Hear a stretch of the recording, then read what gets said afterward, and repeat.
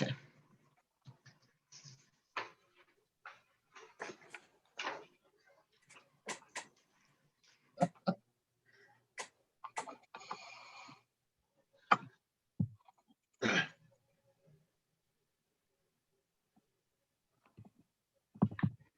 So Mayor, I guess I can tell you now, I know when I get ready to call the roll, but Alderwoman Reed sent the message that she won't be able to be in tonight, and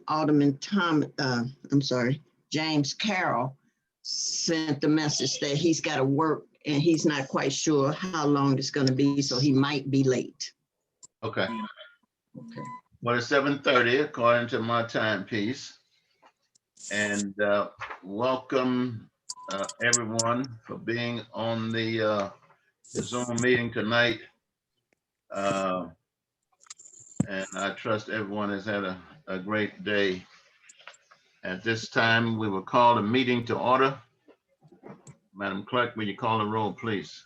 Yes, good evening, everyone. Alderwoman West. Present. Alderwoman Tapman. Here. Alderwoman Reed is absent. Alderman Carroll is not here at the moment. Alderman Thomas. You're muted. Present. Alderman Perry. Present. Alderwoman Dales. Present. Alderwoman Avant Elliott. Present. Okay, and then the mayor, the city attorney, the chief, and the city clerk present. All present, Mayor, except two. You have a quorum. Okay, thank you. You're welcome. Is a motion to approve the agenda? Oh, I'm sorry. Let me. Is there a motion to approve the agenda? I don't see a hand up. Oh, that way. Alderwoman Tatman. I'm sorry. I make a motion to approve today's agenda. Is there a second? I second with the, Alderman, go ahead on, Alderman Dale. Alderwoman Dale. I second with an amendment. What is the amendment? On item number I, the second paragraph needs to state the mayor stated the mayor voted to break the tie for it to fail. I'll put in the chat. Aye. What are you talking about? Oh, I'm sorry. You want to clarify that? I don't see it. Yes, sir. On all of the items, it indicates the mayor broke the tie the mayor broke 4-4 tie with no vote and stated motion failed. And that item is just not indicating that. And I just wanted to be consistent for the records. I'll put it in the chat. Isn't that in the minutes? We're on approving the agenda. We're approving the agenda. And I made the second to amend the agenda. There's Oh, I'm no sorry. fine. Yeah, I'm but sorry. the item you're talking about. I'm sorry, I'm ahead of myself. I'm looking at this agenda and I'm like, all right. I'm sorry. Is there a motion to approve the agenda? I second it. Roll call. Alderwoman Avant Elliott. You're muted. Yes. Alderwoman Dales. Yes. Alderman Perry. Yes. Alderman Thomas. Yes. Alderwoman Tapman. Yes. Alderwoman West. Yes. Oh, yes, ma'am. All righty, thank you. MSD proposition Y is representative here. Okay, then. I see you. All right, go right ahead. Thank you, Mayor. My name is Brian Holscher. I am the CEO and Executive Director of MSD. MSD has got 6 propositions on the ballot in April. The first one is the one I'm going to spend the most time on. That's our Proposition Y. And after that, we've got 5 more propositions having to do with proposed charter changes. So I'll intentionally stop for questions as we get through these. The most important ones, the first one is our Proposition Y. So a little background. MSD entered into agreement with the EPA, the Department of Justice, and the Coalition for the Environment in an agreement called the Consent Decree that set our schedule for bringing us into full compliance with the Clean Water Act. Right now, that agreement ends in 2039. What we do is every 4 years, we come back to the public and we ask them, we give them options as to how to pay for the program. So the way this process goes, the staff comes up with a rate proposal for the next 4 years. That rate proposal goes to our 15-person rate commission. They review it. They make a recommendation to our board of trustees. And then our board of trustees present the 2 options to the voters to decide on the best way to pay for our consent decree for that 4 years. Go ahead and flip. Nice. So if you look under objective, and this is about the same amount it's been for a while, we'll start $1.6 billion worth of capital work over the next 4 years in order to stay on schedule with the consent decree. There's a quick description there of some of the type of work that has been done. Removal of 50 overflows in the wastewater system, build 60 new miles of wastewater sewers, continuous inspection of our system to make sure it stays in good shape once we've fixed it. Examples that we'll inspect 64,000 manholes. We do have to replace the incinerators that incinerate sludge at Bissell and Lee treatment plants. This is a cost we have to maintain. There was a change in regulations that requires us to replace those incinerators. They're not in the consent decree, but they are a regulatory mandate. And then finally, as part of the work in the sanitary system, building a tunnel from the Fenton treatment plant to the lower Merrimack plant that will eliminate the treatment plant in Fenton and also allow us to additional capacity to remove overflows in the wastewater system. This page is the important one. It's a synopsis of the options that will lay before the voters. Again, we have $1.6 billion worth of capital work that we have to start in the next 4 years. And there's 2 options. The one on the left assumes a yes vote from the public for an additional $500 million worth of bonding authority. If the public votes yes, you see right there currently the monthly charge for our typical residential customer is $56.40. Over the next 3 years, it goes up 3.4%, then 3.5%, then 3.7%. So in fiscal 2024, and our fiscal year ends in June 30th, 2024, the monthly cost to the average residential customer would be $62.59 per month. That's slightly above the median charge for large wastewater utilities throughout the country. Of course, the voters have the option to say no to provide additional bonding authority. If they don't, the whole program has to be paid directly out of rates. And that's on the right-hand column. It says no vote. So again, currently, the typical residential customer right now has a monthly charge of $56.40. If they vote no, that charge will go up the first year just over 15%, the second year just over 17%, and the third year will go up 13%, resulting in 2024 of a monthly charge for the typical residential customer of $86.12. For those of you who've seen this before, MSD regularly comes back and has our public votes on how to pay for this program. It's mandated by the federal government.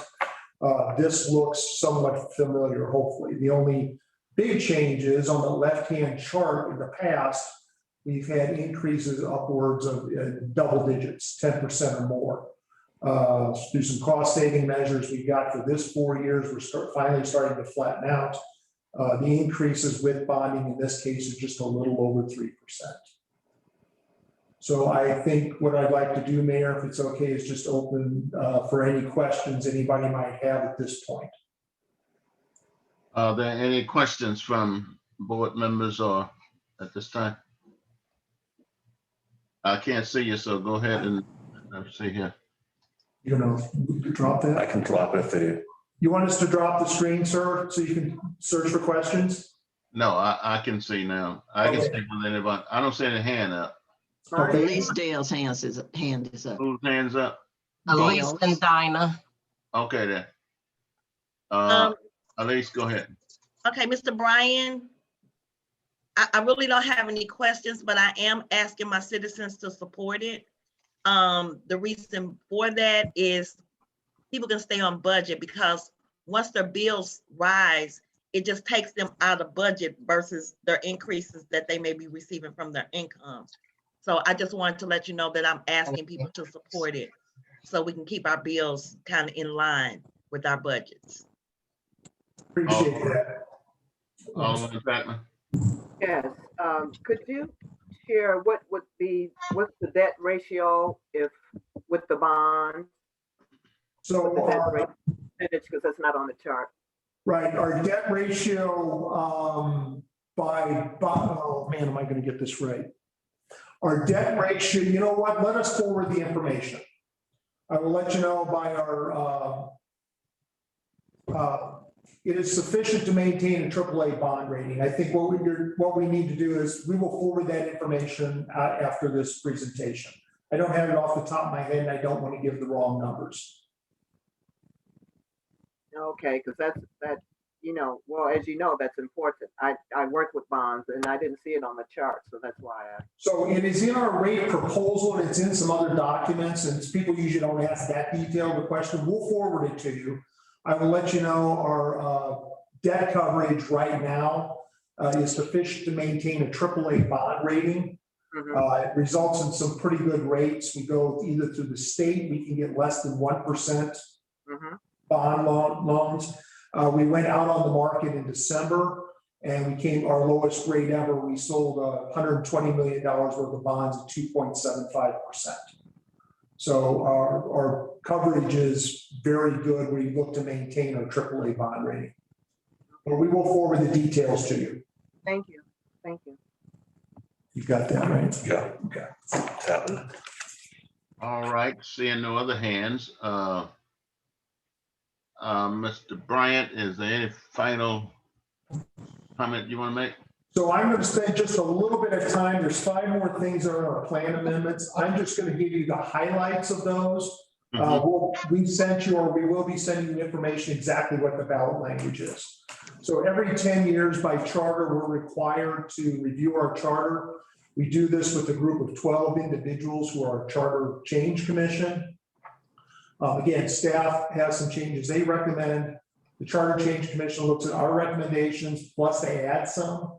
They send those recommendations to our Board of Trustees, and our Board of Trustees decide what to put on the ballot for the voters.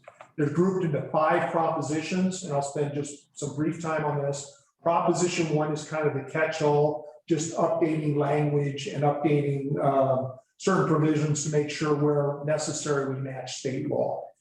Proposition 2 is a change for our Board of Trustees. Currently, to pass legislation, we have a 6-member board, 3 appointed by the mayor of the city of St. Louis, 3 by the county executive of St. Louis County. Our current requirement is that 2 board members from each block are required to pass legislation.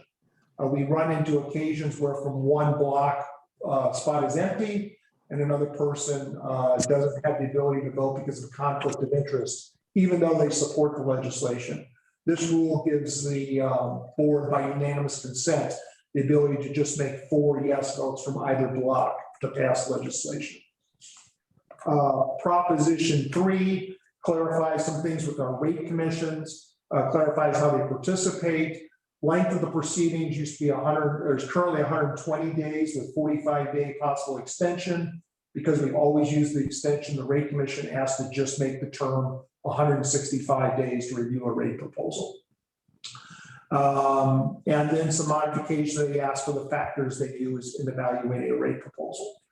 Proposition 4, our board of trustees right now get reimbursed at the same rate that was installed in 1954 when we started the district. They get paid once per month for the regular meeting of the board of trustees at $25. So right now they're reimbursed $300 per year. The Plan Amendment Commission indicated they felt it was appropriate for not just the board meeting, but we also have a committee day that lasts from 2 to 4 hours on a separate day where we go through committee meetings. They thought they should be reimbursed for that. That'll raise their compensation from $300 per year to $600 per year. And the final proposition is our auditors. Right now, our charter requires us to change auditors every 5 years. Because the type of audit we do, the specialty of our audit and kind of the unique focus, we have trouble sometimes getting multiple auditors to come forward on an engagement. So what we're doing is we've taken a look at some best practices throughout the area. From now on, we will allow somebody to submit again to be the auditor for a second 5 years, but they're only allowed to do that if they replace the partner, the audit partner for the engagement. Those are the 5 propositions. Again, we'll send you more detailed information on that. Contact information is all here. I'm Mayor, sorry. Mayor, if you don't mind, I think I just one last request if there's any questions. All right. Any other questions? All right. Thank you, sir. Thank you, everyone, very much. You're welcome.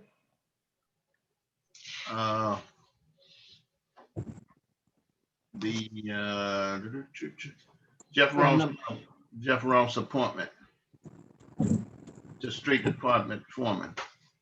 Is there a motion for approval?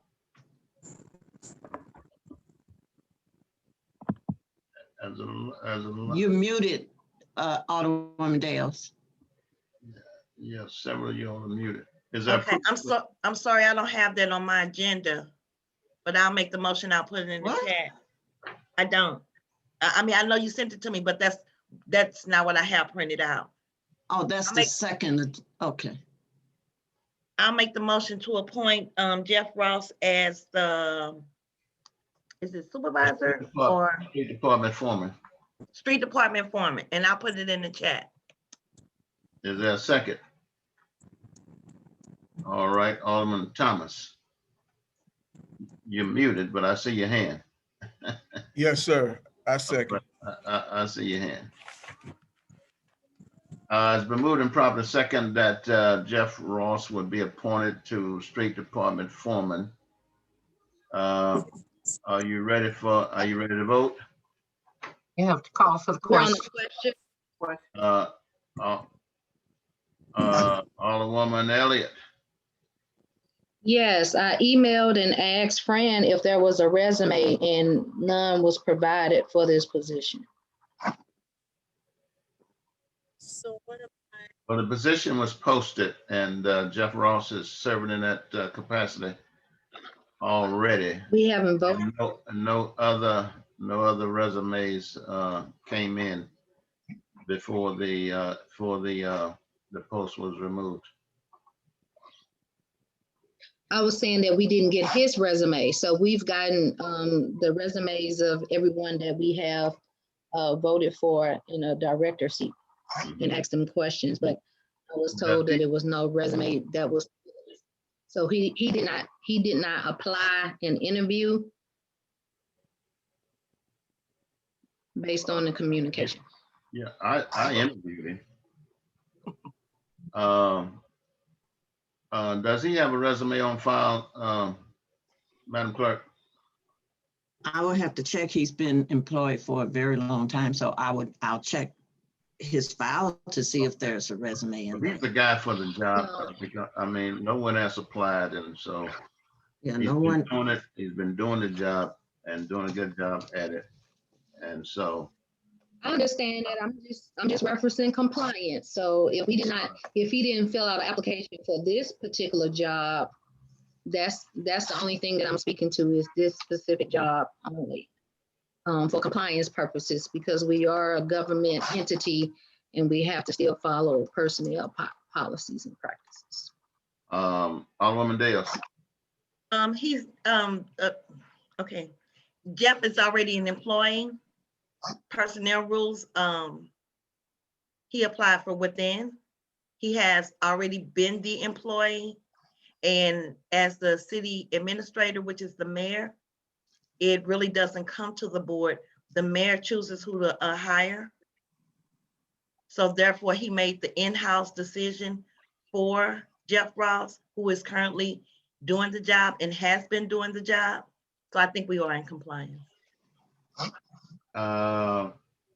Alderman Thomas. Yes, isn't this more of a promotion than a position?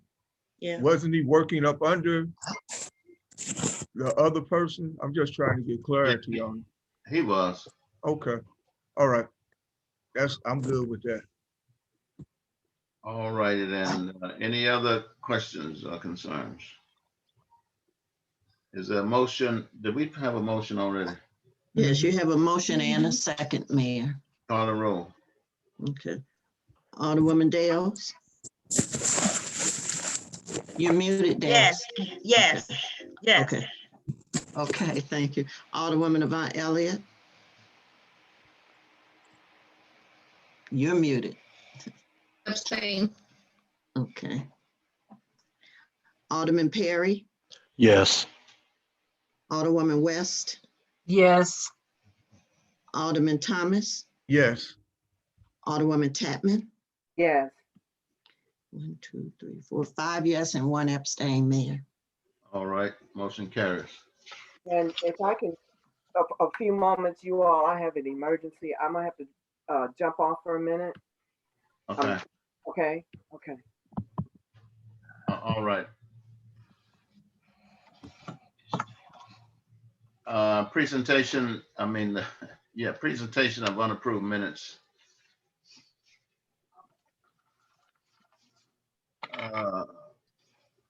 Is there a move to approve the unapproved minutes? Alderwoman Elliott. I'm sorry, Alderwoman Dales. I make a motion to approve the unapproved minutes with a motion to amend them for item I, and I'm going to put it in the chat that is, that we add.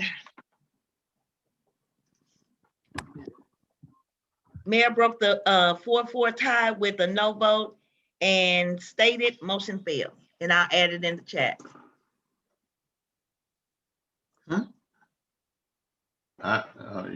Would you clarify that, please? Okay, I make a motion to approve the unapproved minutes with an amendment for item number I, adding Mayor broke the 4-4 tie with a no vote and stated motion failed. What motion was that? That was a motion to amend the agenda to make a motion to add additional $3,000 as an emergency for the barriers for Ward 4 for security of the residents of Ward 4 safety, made by Alderwoman Dales and second by Alderman Thomas. And it failed, but it just doesn't have your clarification on there as the others have. And I'm just adding it for consistency. So the motion passed, right? No, it failed. It failed. And normally on everything that's on our minutes, Okay, it just has that you broke the tie, and this particular item did not have that. And I just wanted to add it for consistency. okay. It wasn't on there because this was not a tiebreaker for him. The motion failed because it didn't get the majority. The Correct. second part of that motion is where he broke it and made it pass. Correct, correct. But I'm just showing consistency with all the other ones where it states Mayor broke the 4-4 tie with a no vote and stated motion failed. I'm just But adding for on- consistency. But on this particular one, Alderwoman Dales, the mayor don't break the tie. It failed because it was a tie vote. It wasn't a majority. Okay, so let me ask you this here. So we're looking at item K. There was a motion and the mayor broke the tie 4-4. The mayor broke the 4-4 tie with a no vote and stated motion failed. So what's the difference? I see what you're saying. So that's the one that's wrong. The K one is wrong, not the Oh, I. okay. Okay, I just wanted to show consistency. Yeah, I see what you're saying. Yeah. Okay. So I need to correct the K one. Okay, thank you. So I won't put I'm it in sorry. there. So okay, my mistake, because I was going by what showing consistency of all the Right. votes, and that one Right. didn't have it. Yeah, so Okay. I'll change the K. Okay, thank you. Oh, Appreciate it. thank you. No problem. All right, so would you remake your motion, please? A clean motion? Mayor, Yes. can I make a statement for clarification? Fran, the amendment one needed a majority 5 vote. And the other ones where it say 4-4 and the mayor broke the tie would be relevant. But for amendment to agenda is where 5 was needed. That's why it does not say that. So everything should be correct on it between both areas. If Okay, that so makes sense. on I, it needed the 5 because it was an amendment. That's what you're saying? Yes, yes. Okay. Okay, so we're back to the motion. Would you make a clean motion? Someone, Alderman Dales, are you willing to make the motion to approve the unapproved board members for January 12th? 21. I will, Mayor. I make 21. a motion to approve the unapproved minutes for a regular board meeting of January 21, 2020. 2021. 2021, I'm sorry. Is there a second? Is there a second? All right, Alderman Thomas. You're muted. No, Second. he waved his hand. Second. Okay. So, any further discussion? Then all in favor, say aye. Aye. Come on now, let's Aye. say aye. Yeah. Aye. All righty. Opposers, nay. Ayes have it. Meeting open to the public for 3 minutes, please. Anyone from the public who would like to speak at this time? Mayor, I have a question. Did I hear the city attorney was present? I'm pretty sure I did. Yes, she's Did present. I? Okay. May I ask her a question, please? Sure. There is a resolution on this agenda regarding excessive force. And actually, attorney, I don't know if I should ask you or chief, quite frankly. I know that there was a lot of detail that Chief reported on a few meetings ago regarding excessive force from the state perspective, and a lot of things that they were working out and making sure that all the municipalities were abiding by. So this resolution is confusing to me, because if I understand the way I read it, it says the city prohibits the physical barring of any entrance or exit to such a facility and will enforce all applicable state laws in this regard. The way I understand that is, under whatever circumstance, City Hall may be on lockdown, I can't imagine what circumstance it might be, but then again, we didn't imagine what happened on June 6th. But let's just say they did, January 6th. Let's just say it was. I would imagine that there is some kind of insurrection that happened. So this says the city prohibits physically barring. Does that mean that the protesters will be able to enter the building or not? It's just a lot of confusion to me. And is this something else that other municipalities are adopting that just the general public may not be aware of? And Mayor, she can wait for her report to answer if you prefer. Okay, Chief, do you want to answer that now? Wait for your report. I can address it now, sir. I haven't had a chance to actually talk with Alderman Carroll about that proposed resolution. But what I can tell everybody is that, number one, we all follow the Constitution and its amendments to the United States. So this directly has to do with the First Amendment when it discusses peaceful assembly. If you're familiar with all the amendments, the 14th Amendment came along later where it mandated the states actually follow the Constitution and the amendments of federal law. Because there's some case law that I kind of looked up behind that, what caused it. And some of it had to do with governments using excessive force. And force doesn't necessarily mean to be physical. It doesn't have to be violent. Force is just something that's applied in a manner of control that was deemed inappropriate. So we also have in place state laws that cover this topic. We have, our emergency operations plan covers civil disorders. Our police department policies and procedures cover this too. So when you're talking about, when I read it, it appears to be there should be no reason ever to bar peaceful protesting within the facility. There are going to be some circumstances where a non-violent civil demonstration is going to be going to have an impact on government business. Shutting down government business is going to be somewhat of an issue. And I probably kind of defer this portion to the city attorney.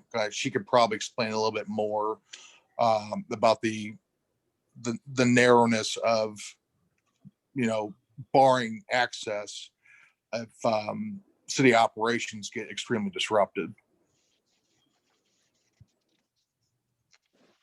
Dorothy, you on? Yes, I am, Chief. Thank you. Actually, I think you addressed it pretty well. Nothing is absolute. There are circumstances that may dictate that in some instances, the use of force is appropriate and proper. There is case law in Missouri and there's statutory law in Missouri that addresses the appropriate use of force. I understand and appreciate the concerns that have been raised about this resolution because it appears to be somewhat absolute and it does not allow for the consideration of circumstances. All right, thank you. Does that satisfy your answer? Inquiry. Well, yes, sir. Therefore, to summarize, where this resolution prohibits excessive force, what I heard the attorney say was it is not absolute, and there may be circumstances where it may be appropriate. And what I heard the chief say was we abide by the rules of the U.S., the Constitution, and the state, and whatever. So I guess I'm just confused as to the purpose of this resolution, but Alderman Carroll is not present to answer. So Right. I just don't understand it. Thank you. You're welcome. Anyone else? Anyone else from the public? Yes, this is Anthony Green. First, I would like to thank the treasurer for posting the financials for the period ending December 31st, 2020 to the website. I do appreciate that level of transparency so that the public may review the financial statements for propriety and just to get clarification. So I appreciate the timely posting of that. My understanding it was done shortly on January 22nd of 2021. So I do appreciate that. The second thing is more towards the police chief, just for clarification for me.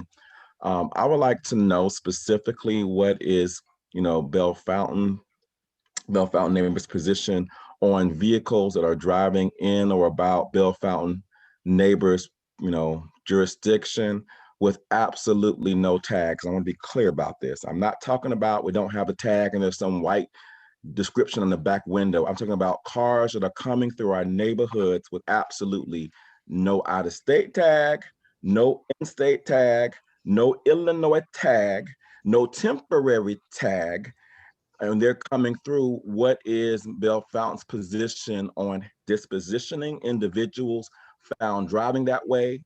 Do we end up giving them citations for that? Do we end up towing the vehicle because they're not supposed to drive without tags at all? Also, when I clarify with this, no dealer kind of AOK tags or nothing on the car, nothing in the window. I want clarification on that because I see a lot of vehicles doing that. And I feel that a lot of the drug element is coming in with cars that are not appropriately tagged, and again, I'm not talking about expired temporary tags. I mean, absolutely no tag work on the back of the vehicle.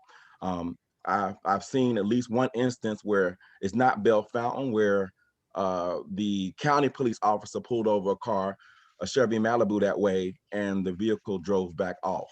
Nothing in the back of the window at all on the tag. So I just want to make sure we're clear about what the policy is for that. And also I have seen an increased presence in terms, I guess, of enforcement. I guess it's speeding enforcement. This month, I've seen an increased presence from Bell Fountain on that, and I do appreciate that. I've seen it somewhat around, I guess, around Chambers Road area and some other areas as well. So I do appreciate that, but I do want clarification on that. And that's all I have. Thank you. All right, thank you. Chief, would you make that a part of your report, please? Yes, sir. All right. Anyone else from the public?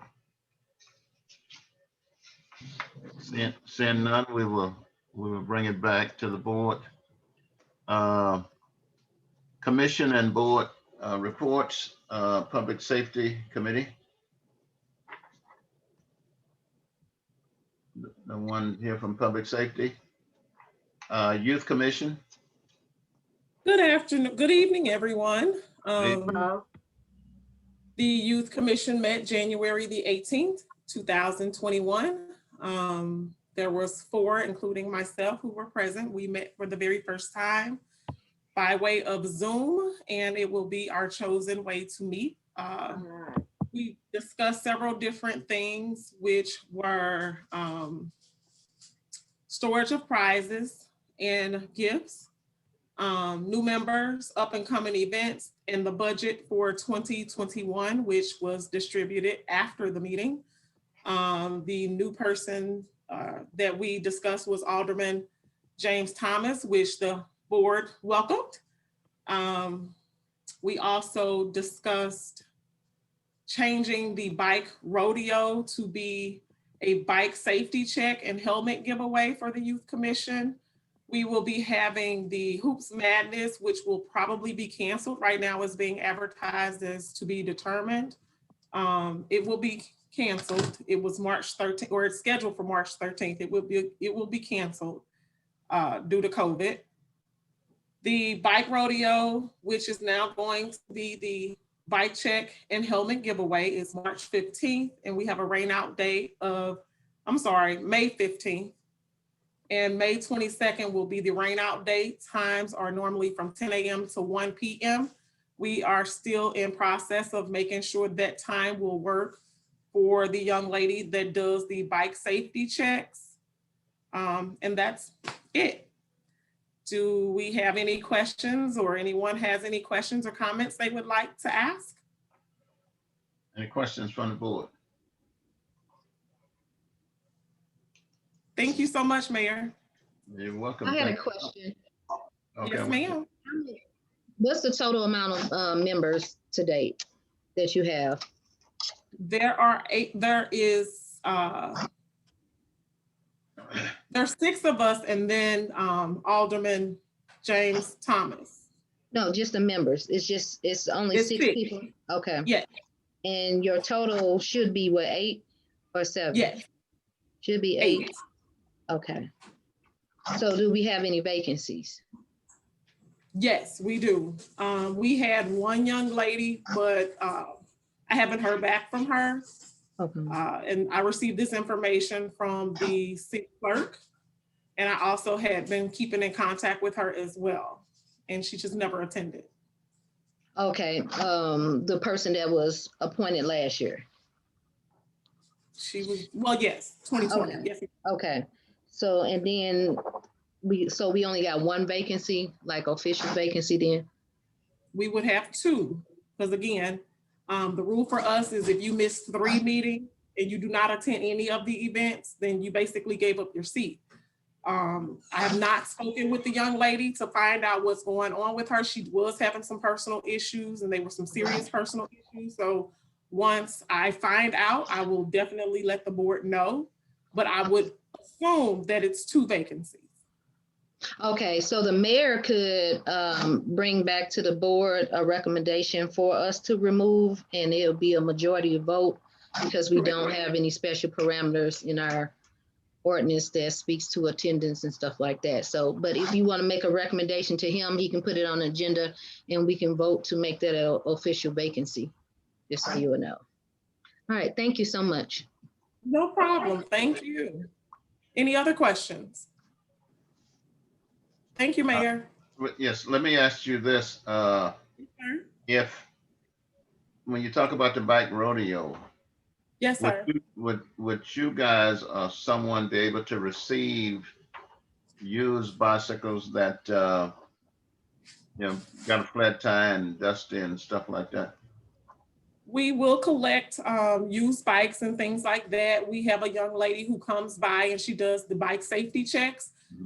With those, we normally give away bikes and things like that. This year, we were only doing bike safety checks and giving away helmets, and we were doing them by way of drive up. So Okay. yeah, we would definitely take a used bike if you have one to donate, or anyone has a bike to donate. Again, that's something that we are asking the Alderman board to do, which would be storing items that we may have. And again, we're asking the Alderman board to also purchase our gifts and prizes. That way we do not have to worry about storage or keeping count of the items that we have on hand. We all thought, and again, we took a vote on it. It will be discussed at March's Zoom meeting again, where we'll be taking another vote as to who should actually purchase those items and store them. Okay, thank you. So it was just discussed this past January. All right, thank you. No problem. Thank you. Sure. Image and beautification.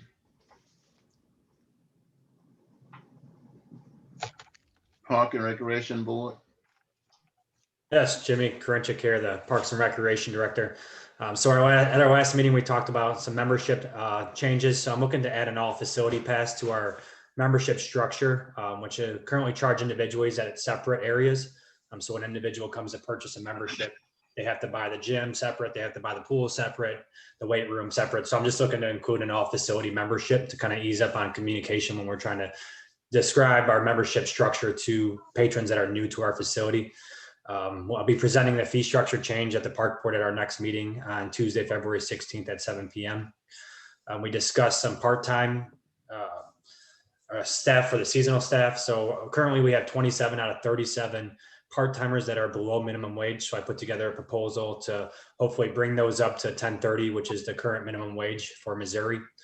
And as well as we're looking to hire 2 maintenance workers, 2 office staff, 1 custodian, and several lifeguards for our summer operations.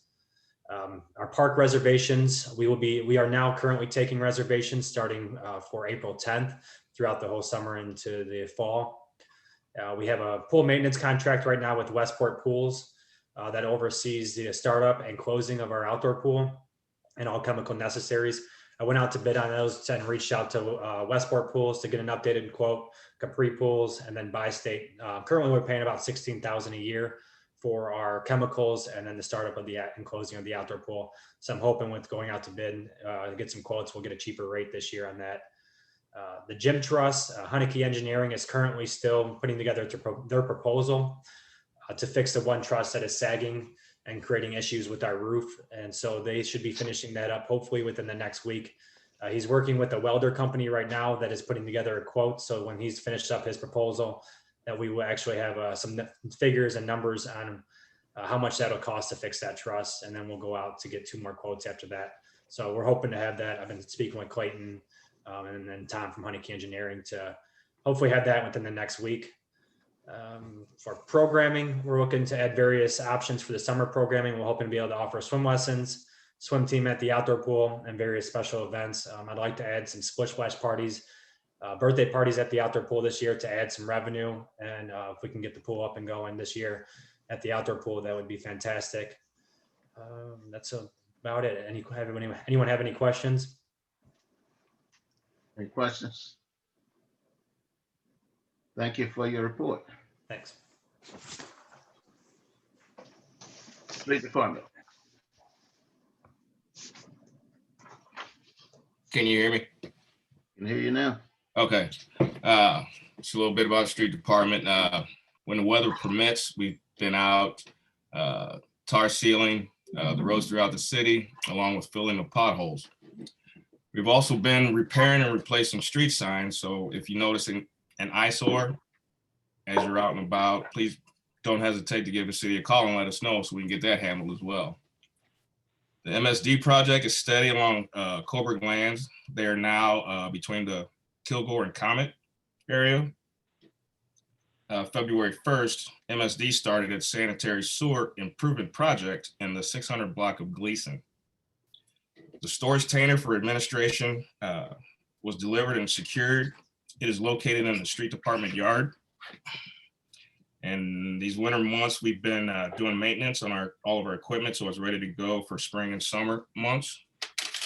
And then we have got started on the street closure project for Ward 4. It's now in motion. I ordered the barriers Tuesday, I believe it was. So looking to be complete possibly by the beginning of March, somewhere in that area, before they can be delivered and placed. And that's all I got. If you have any questions, anybody? Questions? Yes.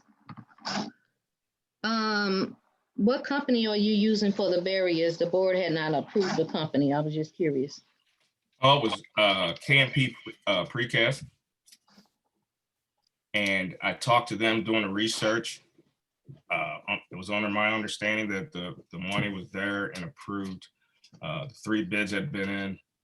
And I actually got it in motion, and we're actually going to come in approximately 30% under what is allocated for the project. Yeah, so we'll probably have an audit finding because we haven't approved a company to facilitate that. So just letting you know. Okay. Mayor, my hand is up. Alderwoman Dales. Just for the record, anything under $9,999 does not need to be approved by the board. And the department head can go out and choose them, and he did. So just for the record and for the auditors in our order. All right, thank you. You're welcome. Any other questions? Thank you, Jeff, for your report. All right. Approval of invoices over 500.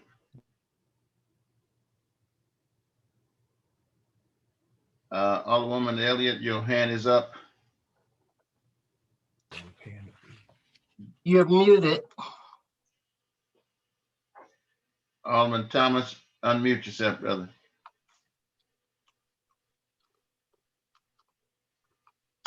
And I make a motion to pay the bills. I was trying to get to the total. 13 bills totaling $32,483.89. A second. I second. Are there any discussion? All in favor, say aye. Aye. Opposers, nay. Abstain. All right, motion passes. Chief's report. Thank you, Mayor. Just a few things. I believe I spoke last time that first responder vaccinations have begun. It's slowly evolving. It's almost impossible to get an appointment right now because they're still setting up stations across the county to deliver these vaccines to the first responders.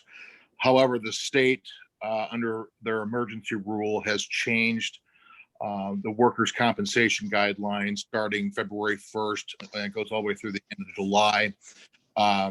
Workers' comp will cover any first responders who test positive, as long as it can be related to a work related event. And it also covers first responders who get the vaccination and experience side effects. I haven't seen any peer-reviewed statistics. All I've heard is stories, but apparently some of these side effects can be really bad.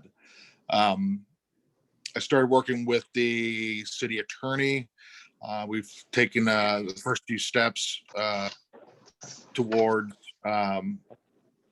getting the administrative warrants process going.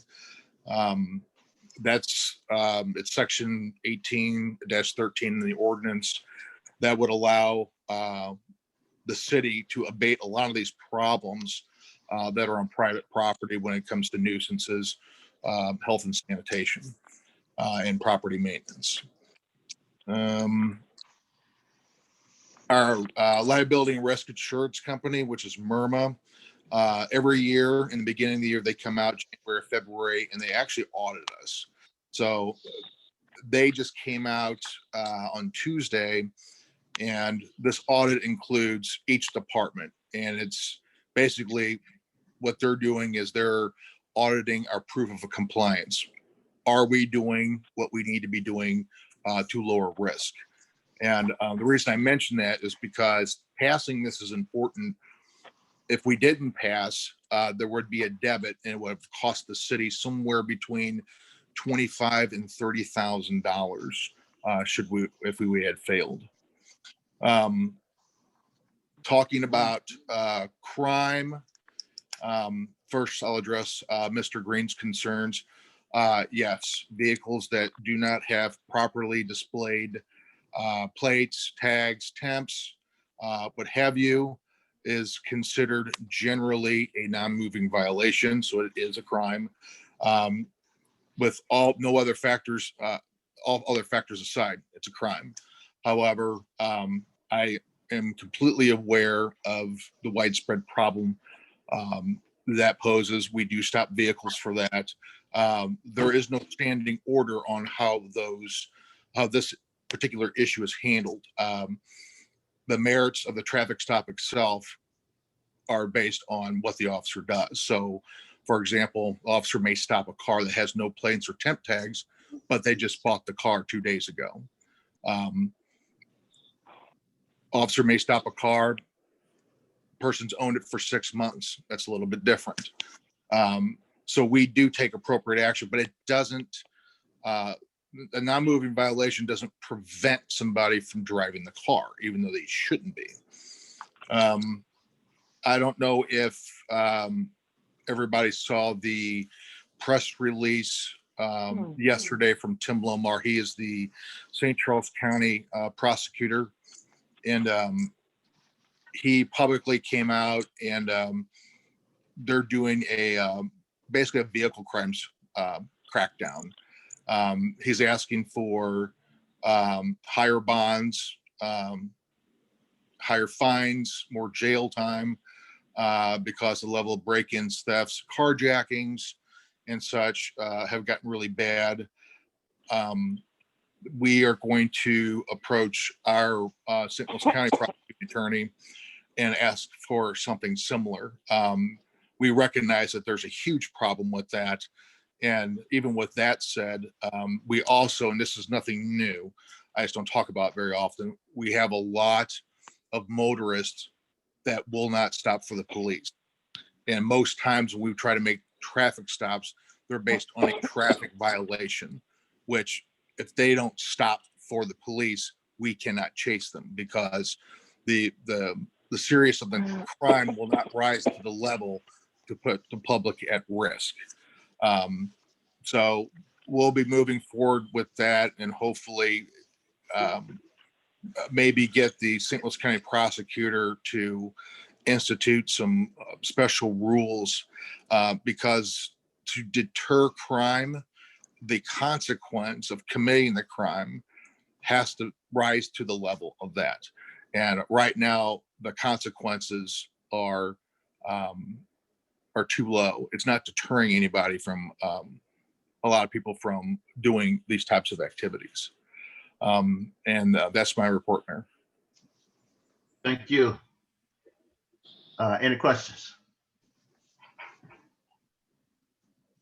Let me see. Okay, then seeing none. We'll move to the city attorney's report. Thank you, Mayor. I have no report tonight. All right. I have a question, Mayor. Go right ahead. It's a question for the attorney. Attorney Mike Coleman, I believe when we approved the Bazaar company for the pool project, we had to have an ordinance established for that because it will be a contract. Do we not supposed to have a contract and a bill established for K&P Cast, whatever that company is that they reference? Does that not apply to that as well? I'm sorry, Alderwoman Yvonne Elliott. Where is that company involved in the pool repairs? No, they're involved in the barriers, but we did not have a bill approving that company in an ordinance form like we are doing with Bazaar. And I'm asking, is that required since we are going into a contract and getting services from them?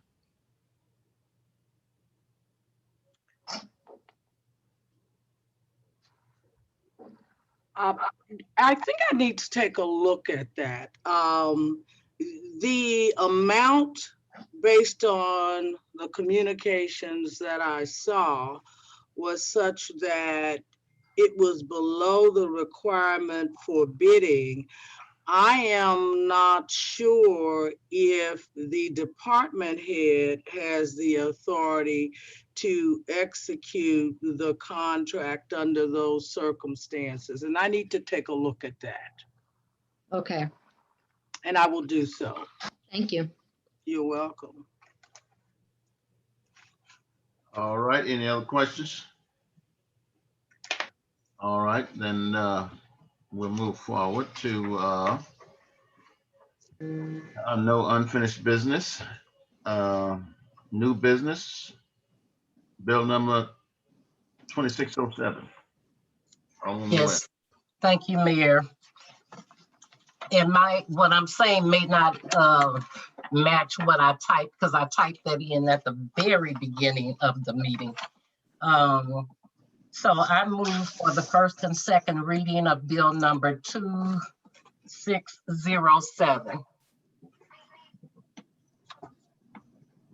Is there a second? Alderman Elliott, is your hand up for a second? The title wasn't read yet. I didn't know. The title wasn't read to the ordinance.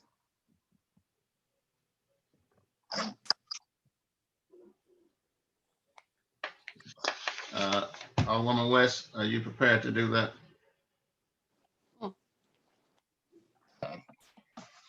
An ordinance adopting Juneteenth, June 19th as a legal holiday in the city of Belle Fountain Neighbors, Missouri. Second. Okay, any further discussion? Then, I still need to read it. Alderman Dales, I have a question. I'd like to ask Barbara, Alderwoman West, when I looked at the holidays that's posted, it didn't show that you added, and maybe it was an oversight. Good Friday wasn't included in these holidays. So was that in place of Good Friday, or was it just an oversight? This was not an oversight.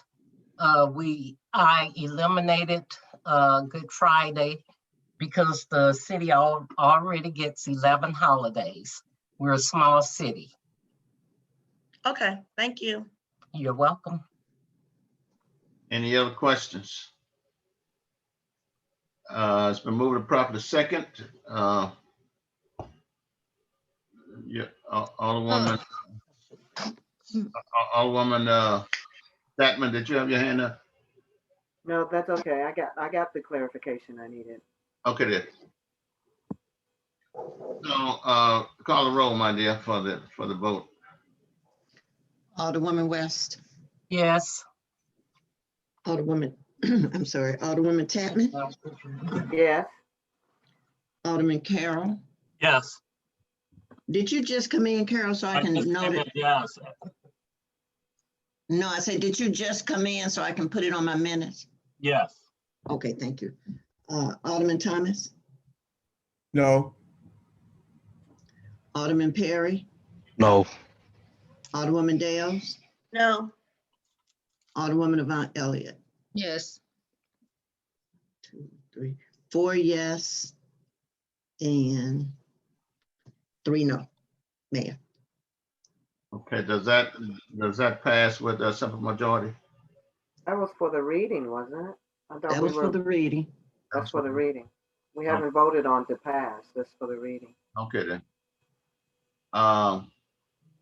Alderwoman West, second reading.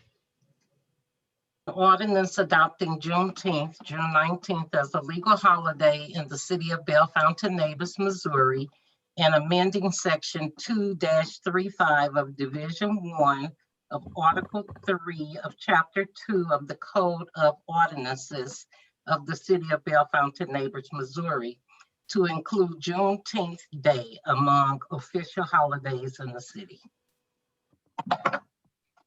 Is there a second? Second. Any further discussion? Alderwoman Dales, you got your hand up, and Alderwoman Elliott afterwards. I'm sorry, I've just lowered my hand. Okay, then. Alderwoman Elliott. Yes, I asked my peer, Alderman Thomas, I thought that you were on board the last time when we did this and we made a motion for it to be drafted by the attorney. Is there something that was not added that would make it sufficient? Because we're wasting money at this time because the board had approved for it to be drafted as a resolution. So the attorney has been paid for that. Is there something that was not added? Something was taken away. It was Good Friday. So do you understand what is being stated? So they have Good Friday is still a holiday. It's just no longer a paid holiday. It's not a paid, right? And I understand that. Right, yeah. So it's still a holiday. It's just not a paid holiday because we would have had to budget for additional paid holiday. So is that still a deal breaker for you? Yeah. For them? So you want them to be paid on both days or just Good Friday? Because some of the staff. If we're gonna add the day, then they should be paid. So if it's amended and that is added, would that be sufficient? If it's added and it's a paid holiday. Mayor, do you know if we have it in the budget for that? No, I don't know what we have in the budget at this time. It's, you know, as the treasurer's not here. Okay, any other questions? Alderwoman Tatman. Yes, I want to further indulge the conversation in that. I would like for us, I don't know, well, Alderwoman West, did we get an opportunity to speak with the staff to see if what they wanted, number one, and was the consistency based off of that? And I also think that it should be an added holiday. And if we could do that and make an extra holiday for our staff, I think would be a caveat. So did we get a chance to poll the staff to see what they wanted? Alderwoman West. I did not poll the entire staff. I did ask some staff. Well, I would feel comfortable if we get an opportunity to take a poll of all the staff and have them to decide which one, or if they would like both. But my comfort zone would be if we could have both holidays and pay our staff for it. But again, I would like to see what the staff would want, the majority of the staff want. Unfortunately, you weren't at the meeting where I first spoke about this and said what would be in the ordinance. And that suggestion, I think, was made by myself, but for those who wanted to do that, I feel they should have done it. You know, this was an idea that I had that I've been working on over a year. And it's a great one. Well, I knew because of the personalities that we were dealing with on the board that it would be a good chance it would be voted down. And so I stopped working on it, and then I decided to start up again. So if somebody wants to take a poll of all the employees, feel free to do so. Alderwoman Dales. On the meeting that we had, one of our employees did state that she did not want her Good Friday taken away from her. So I think it probably would be better. I mean, I think Juneteenth is a really good holiday to have for the staff. I just think that we need to budget that holiday in and not take away, but add Juneteenth to the staff. And that's just my opinion, because most of our staff do want their Good Friday. How do you know most staff wants Good Friday? I asked them. Okay, did you take names down and put yes or no? I did not. Okay, so then how would we know? Well, you don't have to take my word for it. No, I'm not gonna take your word for it. Yeah. Okay. All right, let's move on. Seeing no other hands. I would like to amend the motion and table the second reading to the next meeting for further surveying. That's my motion.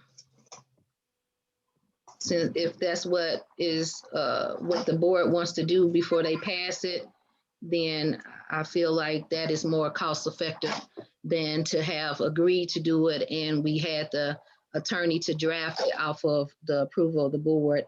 And if there are some additional things, I think that it would have been sufficient to have brought them up in the interim so they could have been addressed before tonight. So I'm just making a motion to table the second reading so that those things can be conducted.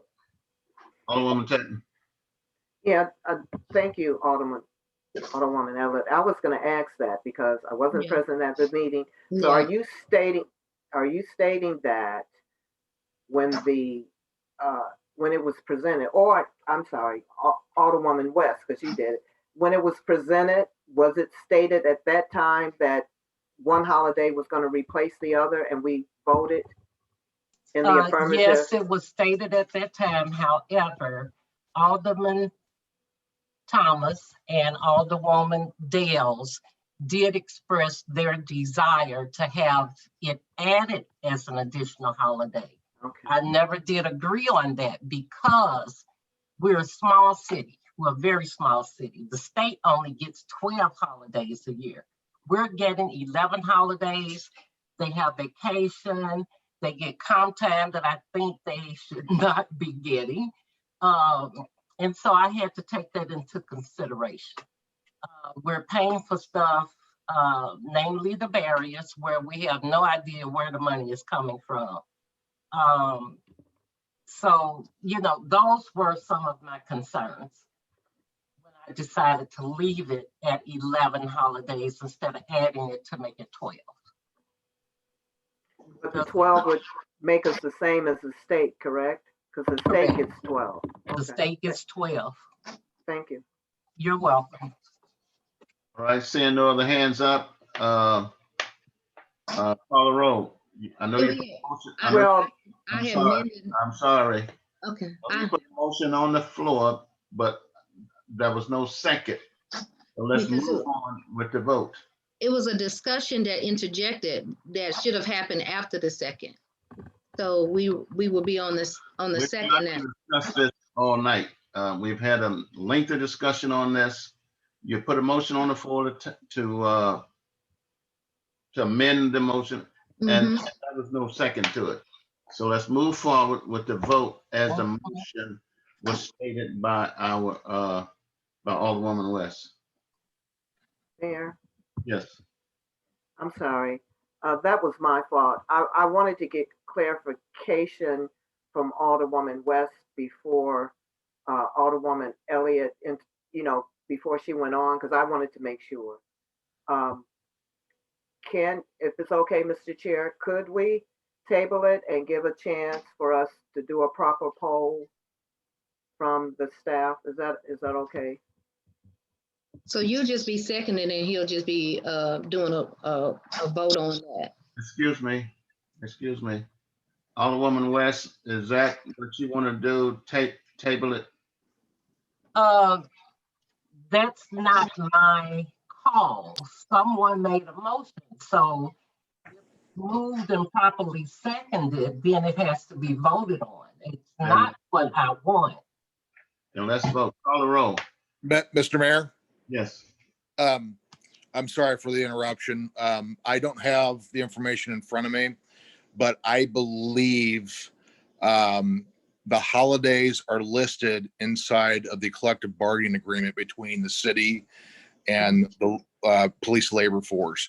I'm going to need to check to verify that. I don't have an opinion one way or another personally, but the contract lists the holidays as they are now. So if you would take one away and add another one, it might be a violation of the contract. I'm going to have to check though to be sure. All right, so there's a motion and a second on the floor for the second read. Call the roll, Madam Clerk. Alderwoman West. Excuse me, he's stating the incorrect thing. We don't want to vote on the wrong thing. We're voting on the amendment to table it to the next meeting. We're not voting on the amendment. We're not voting on anything to table it. No one. We're voting on the motion that had the second. That was and that was for the ordinance that Alderwoman West had read the first time, and this is the second read, and it got a motion and a second, and then there was some interjection about that really had nothing to do with the motion. I mean, discussion is fine, but discussion doesn't change it. Alderman Thomas, your hands up. Yeah, I believe Alderwoman Yvonne Elliott did make a amended to the motion to state. Did she put it in the chat? I was typing it up. I was trying to get the correct bill number. That is exactly what she did, and she asked for, and there was no second to that. Yeah. Alderwoman Tapman came back and explained, and she asked for the same thing, so that became the second. But she didn't say second. I think that's where the problem is. Okay, well. I apologize, everybody. Right, she didn't never say second. I apologize. I want a second. I apologize. All To right. us tabling it until the next meeting. I apologize. I'm Yeah, sorry. she never said second. Okay. So All that, right. then that's fine. We can go with that. Right. Uh-oh. So do we need a motion?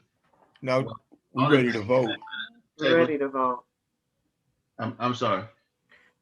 We're ready to vote on Dr. Elliott's motion to table it. So we need a roll call motion to table it, the amendment. Okay, Alderwoman West, Yes. Alderwoman Tapman, Yes. Alderman Carroll, Yes. Alderman Thomas, Yes. Alderman Perry, Yes. Alderwoman Dales, Yes. Alderwoman Avant Elliott. Yes. All yes, Mayor. Thank you. You're welcome. Bill number 2608. Alderman Thomas. Yes, sir. Bill number 2608 for the first and second reading. An ordinance approving and authorizing execution of a purchase order contract for outdoor pool repairs with Pearls, I'm gonna say it, Pearls White LLC, doing business as Bazan Painting Company by City of Belle Fountain Neighbors. Second. All right, it's been seconded. Any further discussion? Alderman Carroll. I got two questions about I got one about the contract. First, in the bid there was a requirement for a performance bond, and I noticed in the contract that requirement wasn't there. Could the attorney or whoever drafted this contract speak to that? Alderman Thomas, your hand's up. No, it's down. Okay, it's down. It's Pat's on. Yes, lower down on that page called requisition, there are two line items, contract bond and contract bond. Okay, so that's what you're using that as the performance bond then? Yes. Okay, and then the second thing, like regarding the discrimination clause in there, there's no mention of sexual orientation or gender identity. Is there a reason for that? We've gone over this contract before with the city attorney to see what we should put in it, and also the city engineer, and what you see is the result of that vetting. Okay. City attorney, could you speak to that? Yes, Alderman Carroll. The no discrimination clause is general. It applies across the board. Mm-hmm. It's not specifically stated that gender discrimination is prohibited, but that's the intent of the clause, to prohibit discrimination in general. Mm. Thank you. You're welcome. All right, Madam Clerk, would you catch me up and see where we are now on this? Okay, we were, you asked for questions. So if there are no other questions, then it will be all yes. Then it's time to vote. Would you call the roll on the vote? Alderwoman Avant Elliott, Yes. Alderwoman Dales, Yes. Alderman Perry, Yes. Alderman Thomas, Yes. Alderman Carroll, No. Alderwoman Tapman, Yes. Alderwoman West. Yes. All yes and one no, Mayor. Right, and then the motion carries. order code book for courts. Madam Clerk, do you want to explain that? Okay, that motion that we just did, was that for, to read it the second time? Yeah, she has to No, read it the second Second time. He time. has to. Yeah. Oh, yeah. Bill number 2608, an ordinance approving and authorizing execution of a purchase order contract for outdoor pool repairs with Pearls White LLC, doing business as Basan Painting Company by City of Bell Fountain. Now, second. Second, can you put it in the chat, Alderman Thomas?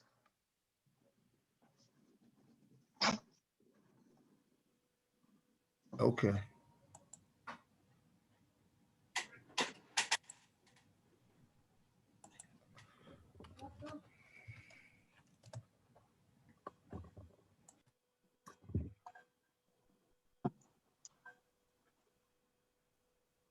Have a piece of cake.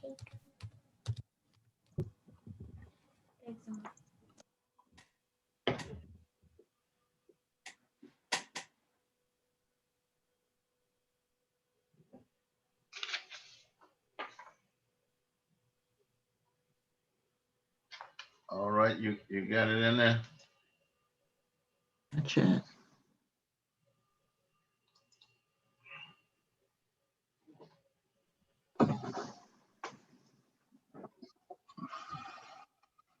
Okay, well, we got the motion and second, so, and I see no hands, so call the roll, Madam Clerk. Alderwoman West. Yes. Okay. Alderman Perry. Yes. Alderwoman Avant Elliott. Yes. Alderwoman Tapman. Yes. Alderman Thomas. Yes. Alderwoman Dales. Yes. Alderman Carroll. No. 6-1, Mayor. Oh, vote of 6-1. Okay. With a vote of 6-1, the Board of Alderpersons voted and passed Bill number 2608, which will become ordinance number 2594, when and if signed by the mayor. All right, thank you. Order code book for clerk. I mean, for courts. Courts. Well, you have the bill there. The judge says she wants a new code book. The book costs $640 plus shipping and handling. So whatever that shipping and handling would be, it would go along, add to that $640 to get her a brand new code book. Okay. All right, Alderwoman Tatman. I'm sorry, my hand is raised for a question. Okay, I'll go ahead and second. The motion wasn't made. so are they, okay, so moved and seconded. No. Motion, yeah, Mayor. The motion hasn't been made, ma'am. I'll put it in the chat. I'll make the motion that we purchase a code book for the cost of, I think it's 600 and whatever odd dollars it costs. Plus shipping and handling.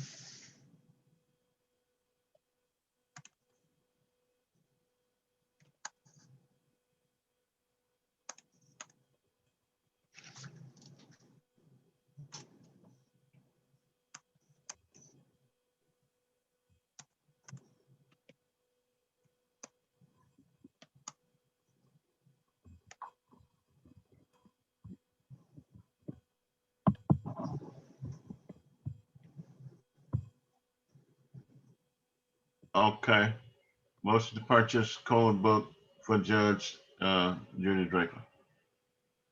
And is that, Alderman Tatman? Yes, I second, and I had a question. Okay, we're moving and properly second. There any discussion? Go right ahead. Yes, sir. Madam Clerk, Yes. if I remember, did we not have that earlier part of mid-year the budget for that code book in the budget for the courts? Did something happen that wasn't executed? So is this the same order?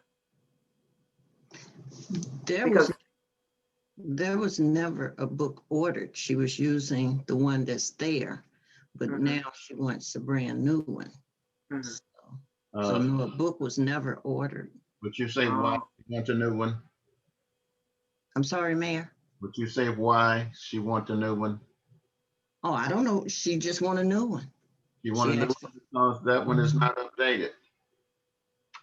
Okay, thank you. Alderman Thomas? Does this book, is it a total book or is it the filler pages for the current book to replace the outdated? Well, the filler pages are always at the office. So those are there already. You've already paid for that. Okay. So she needs a complete book. Yeah, I guess you would say it like that. She want a new book. Okay. Okay. Alderwoman Elliott. I'm just trying to get some clarification on processes.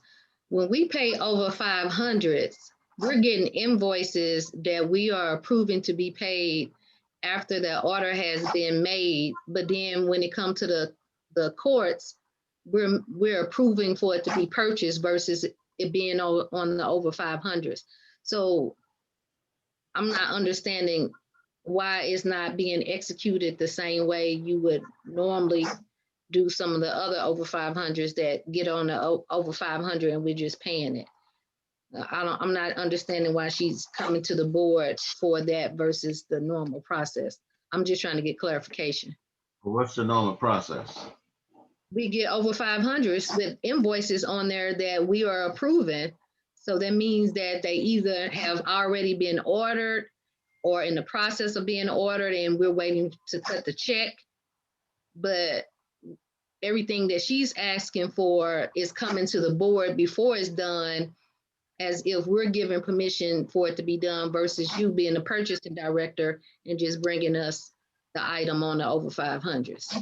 Okay. Yeah. So I get your point. All right. So we can table this and we can go ahead on and make the purchase and then we'll represent it at that time. Okay. Thank you. Okay. Can I ask a comment? Alderwoman Dale. Okay, what happened is, and just for clarification, the mayor asked the city clerk to purchase the judge a book when she first started. Why she didn't do it then, I don't know. That's not true. Okay, well, that's my understanding. Okay, and I think I can say, I asked you, Fran, can you order the judge a book? I don't know what happened. Then it was put on the agenda. Jamie told you to take it off and we'll put it on the agenda. That's why it's on here now. I think the judge wants the book because she wants to be able to reference back as they change. E-code sends the update in every book, which we should all have in our possession. So we need to go back and look at an ordinance that was changed. We'll have the old data and the new data. And the other reason why it's being asked is because the division within the board, and I can say maybe one person is questioning everything like they do for the barriers in Ward 4, because they were sent the ordinance about under $999.99. So that's what's going on right here. So are you going to order the book for the judge? We'll get the book ordered. Thank you. Mayor, yes. Just for our records, can she rescind the vote? So because right now it's on the table and the only way to close it out is to vote it, or she has to rescind it and he rescind, and Alderwoman Tapman rescind her second, so we can just close it out properly. Can we do that? Alderwoman Dales. Would you rescind your motion? Would you rescind your motion, Alderwoman Dales? I'd like to take a vote on it. But if you want me to, I will, ma'am. We're gonna get the book. Okay, thank you. I'll Yeah. do it for you. I'll do it for you. Thank you. Who did the second? I Yeah, did. she has to just state that she's making a motion to rescind her vote, and then Alderwoman Chapman would second Right. after that. Alderwoman Chapman. Yes, sir. I'm rescinding mine too. All right then. So we can move forward.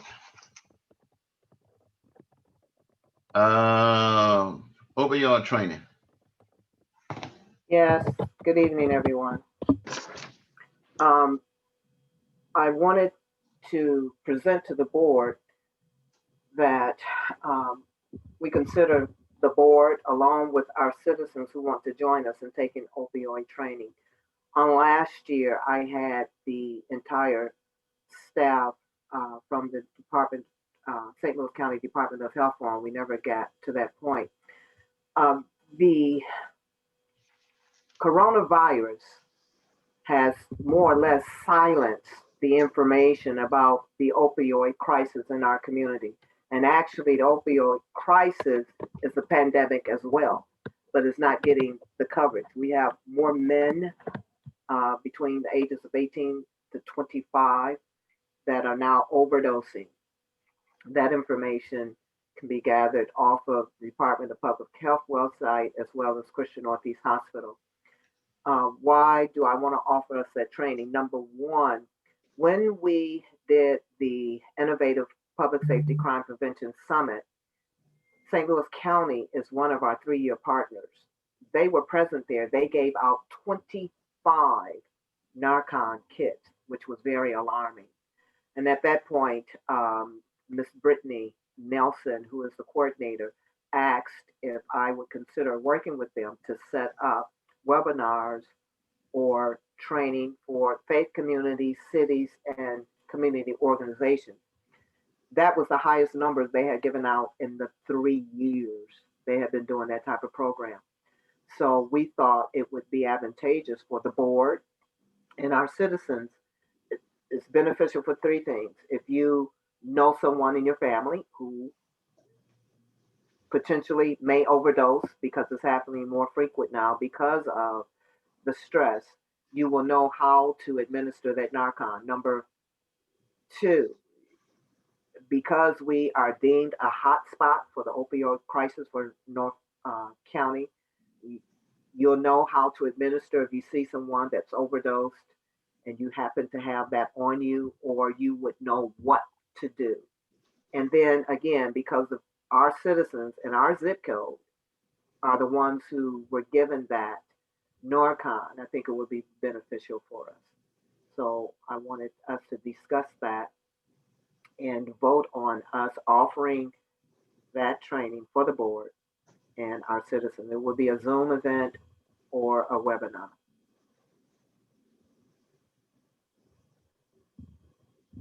All right. Any further?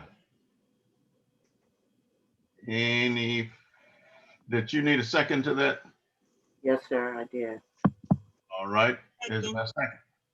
Alderwoman Dales. I'll second it. I had a family member. I've had a family member and some close friends who have died from opioids, and we've had several people in our community that have died from opioids, and it's pretty sad. And it could be anybody. So I second that. Alderman Thomas. Okay. Nope. Are there any further discussion? Roll call. Mayor. Alderwoman Elliott. Yes, for our records, can Alderwoman Chapman actually make a motion? Yes, I would like to make a motion that we offer opioid training for our board and our citizens, either via Zoom or webinar. Date to be determined. I second. And can you put your motion in the chat, please? Yes, I'm doing it now. Yes, ma'am, I'm doing it. Thank You're you. welcome. Are there any further discussion?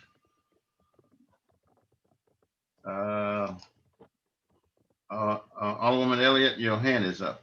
Okay, it's down now. Yes, our chief had mentioned that they already are trained with that.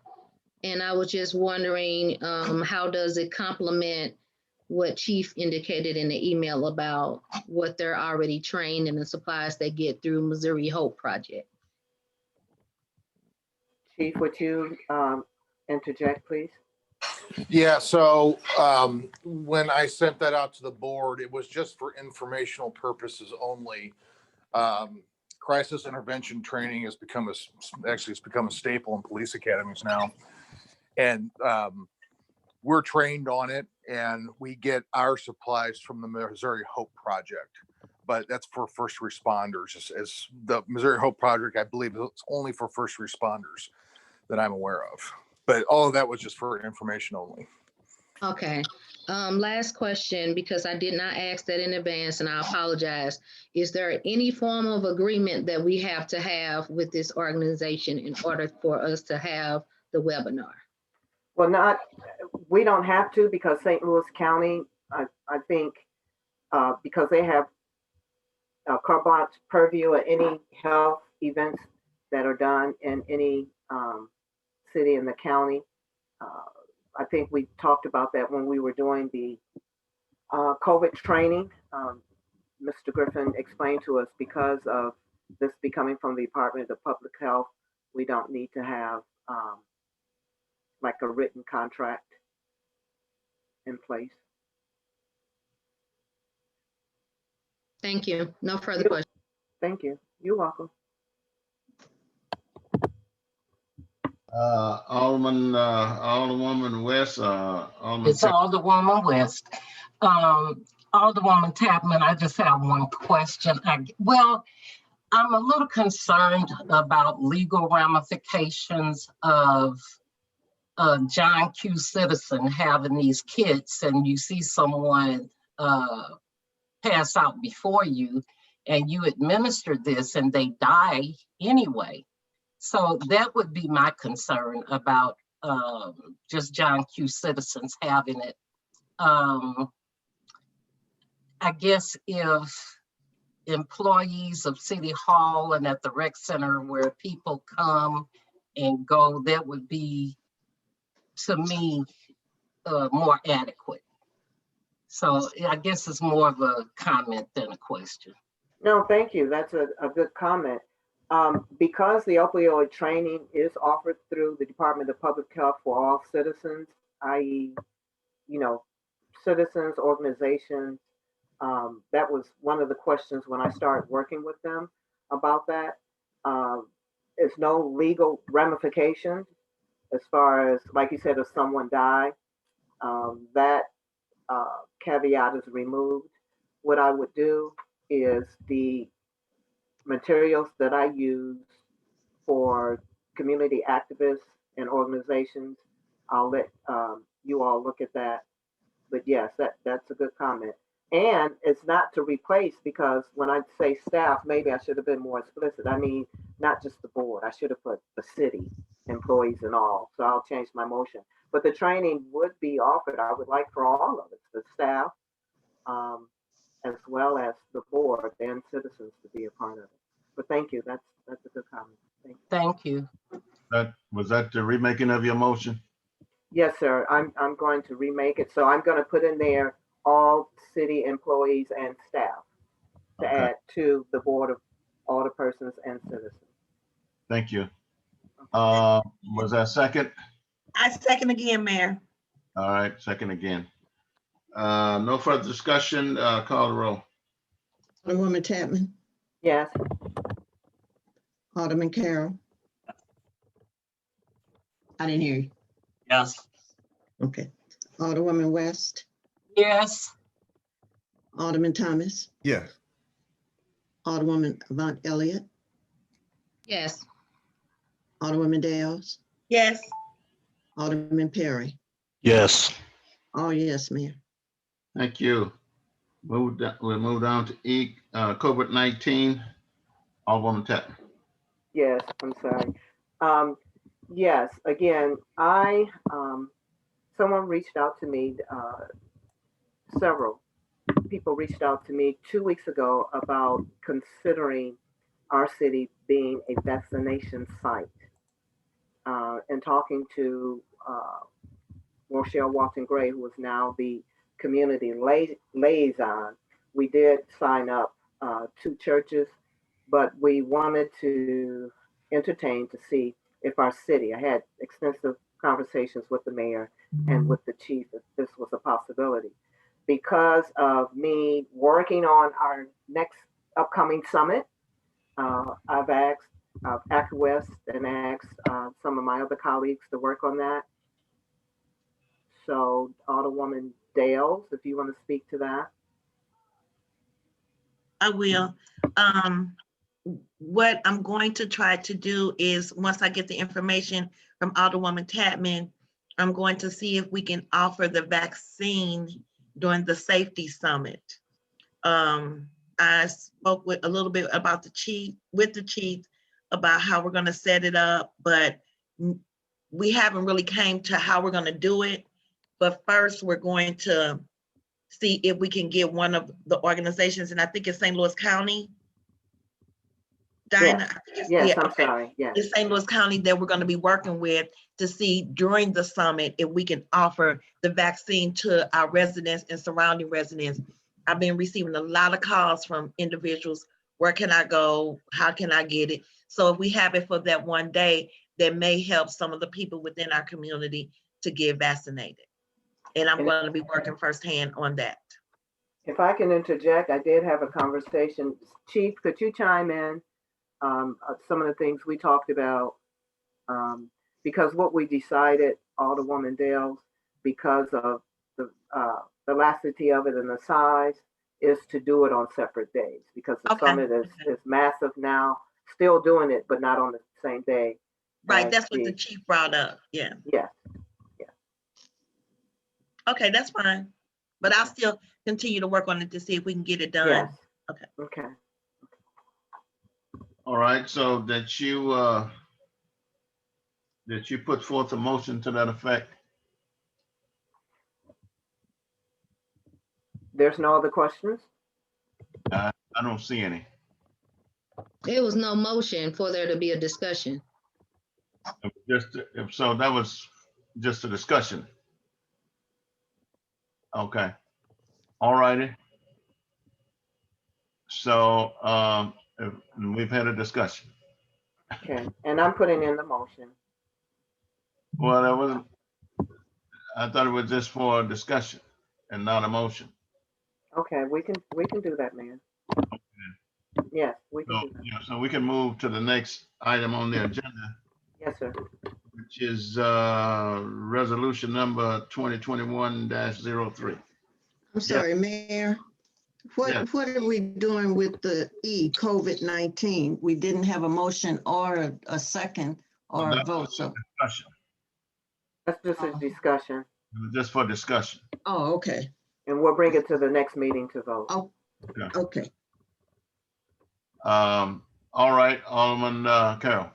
Move to discuss and approve resolution 2021-03, a resolution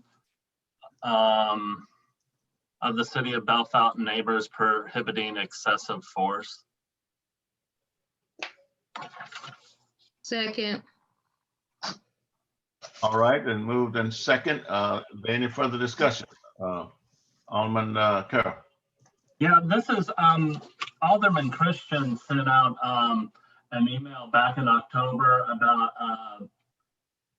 I forgot what from the Missouri Department of Economic Development block grant regarding grants the city could apply for regarding job training, economic development, something with the housing. Let me pull it. I'm sorry. So this basically part of the application process, though, with applying for these grants from the state is that you have to have an excessive force policy. There's also a requirement to have a conflict of interest policy, but we've already got that in ordinance. I think regarding like the excessive force, we have that as a policy within our police department, but not citywide. And they offered a template. So basically this is just copying that template. If the city wanted to move forward to secure these grants, like I said, this resolution, this would be a part of this is part of what's required in the application grants.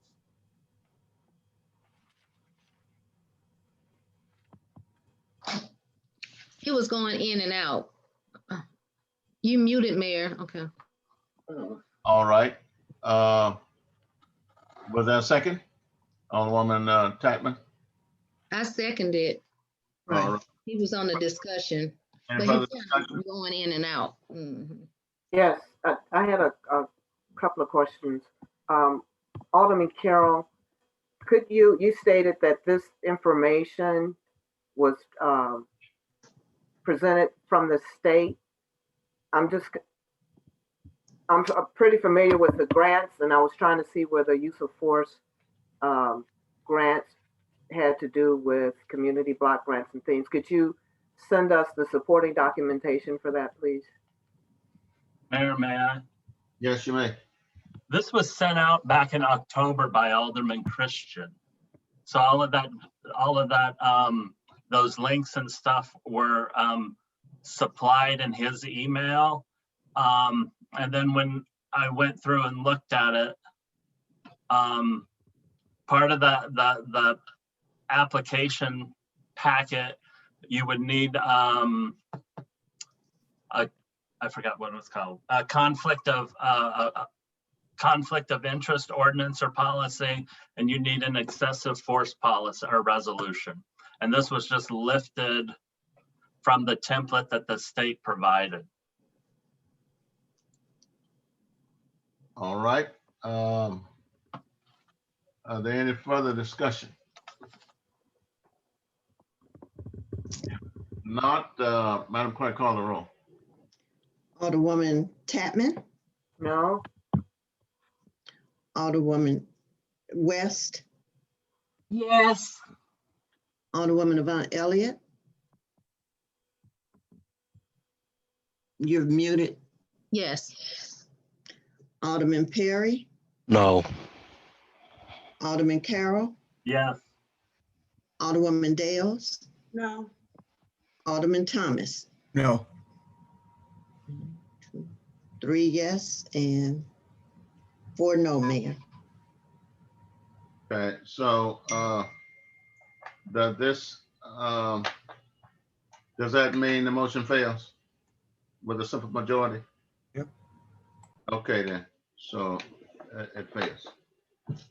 All right, let's move on to the next item. Alderman Thomas, let's move on with your request. Yeah. I'd like to make a motion that the citizens' comments, alderman comments, and the comments of the mayor be written and included in the minutes of the Board of Aldermen meetings. Also, that the heading of the Board of Aldermen meeting notice read as follows: Bellefonte Neighbors Mayor and Board of Alderpersons will convene for the above referenced meeting. Second. All right, it's been moved and properly second by Alderwoman Dales.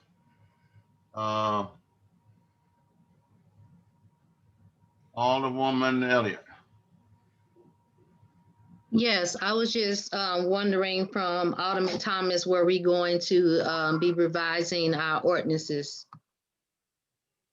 related to alderman boards? Are you gonna write, are you writing an ordinance to change the titles of the meeting? Well, what I found in doing some research was that Bellefonte Neighbors Mayor and Board of Alderpersons will convene for the above referenced meeting was included up until a point. At our last meeting, the title on the minutes from our January 21st meeting only state Bell Fountain Neighbors Board of Alderpersons will convene for the above reference meeting.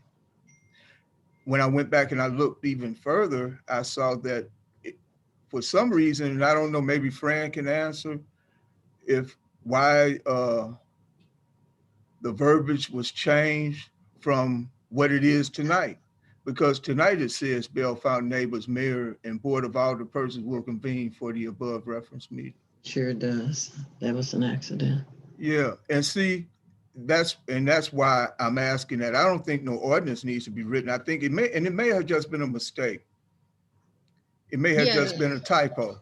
So if it was just a typo, and from this day forward, moving on, that it just be included, because it was not included on several headings of the of our meeting. Okay, So I wouldn't have to write an ordinance. Well, the reason why I mentioned that, I'm just gonna show you, because we having a conversation about it. The reason why we ended up making a motion for it to be removed, because it wasn't in our ordinance. Some things are very minute, we may not pay attention to it. So when we are approving minutes and we are approving agendas, we may not pay attention to that. So like, we didn't really pay attention to a 9:30 being added to the end, because it was not presented to us that that was a change that was going to happen. So unless you're paying attention, then you won't necessarily know. But based on our ordinance, we are the legislative branch, and that's why it was called Board of Aldermen meeting. So I was just trying to show you, in case you were going to write ordinance, regular meetings of the Board of Aldermen shall be held at 7:30. So this is what our ordinance say. So when it was corrected, it just aligns with what our ordinance say, because we're the legislative branch. So I was asking you, what was your rationale for changing, wanting to amend the title to say something different than what our ordinance says? Because, you know, regular meeting of the Board of Aldermen shall be at 7:30. So what I mentioned before, that we corrected, I said, we don't have an end time in our ordinance, so we can establish.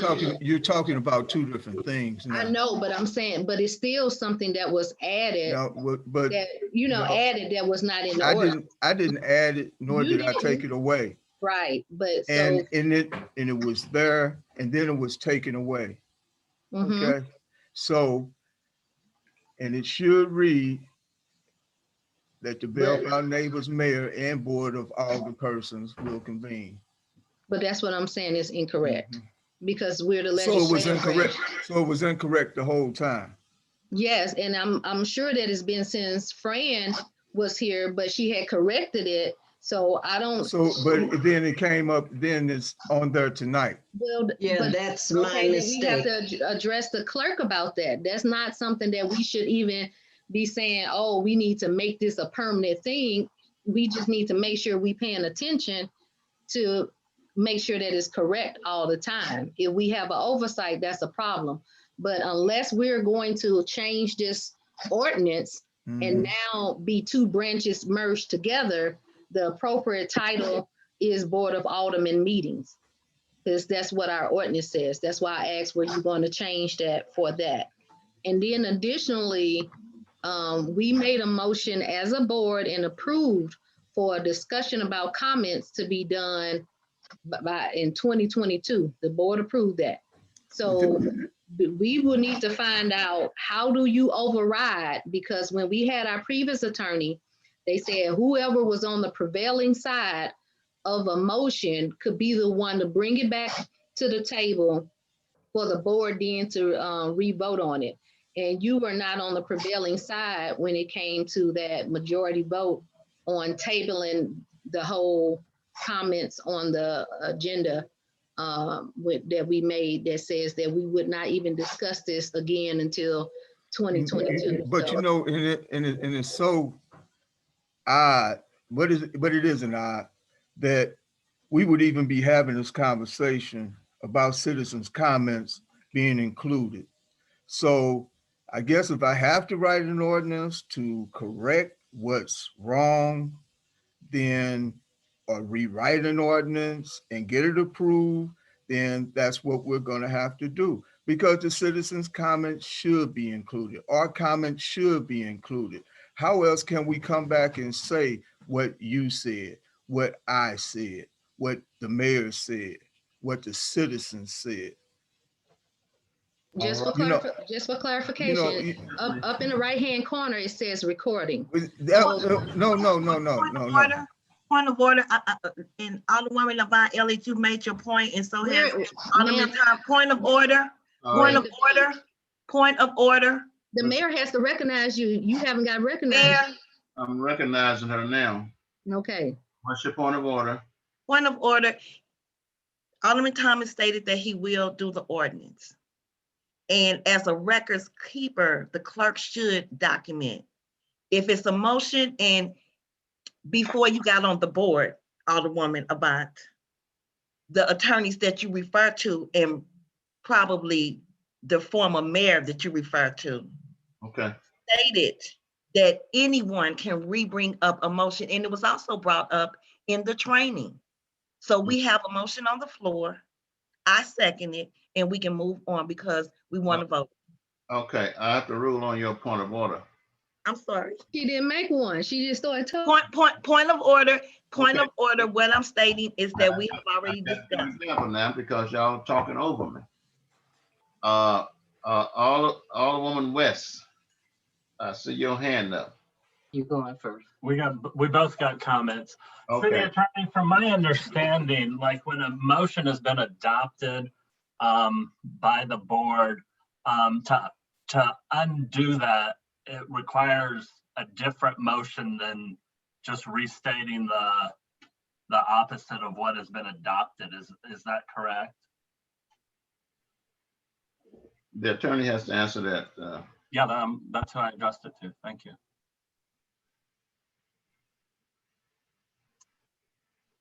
Still there? Yeah, she's there. I'm sure she's looking at it. Alderman Carroll, Yes. could you repeat your question, please? I said when the board has adopted a motion, to undo that motion, it requires a different motion than what has been made.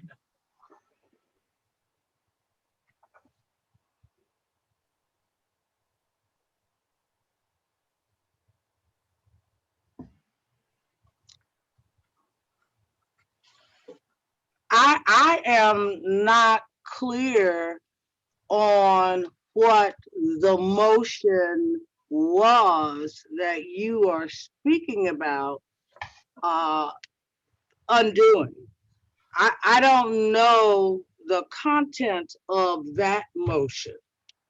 I see the motion on the agenda that's before us, but I don't have the content of the previous motion. Alderman Carroll.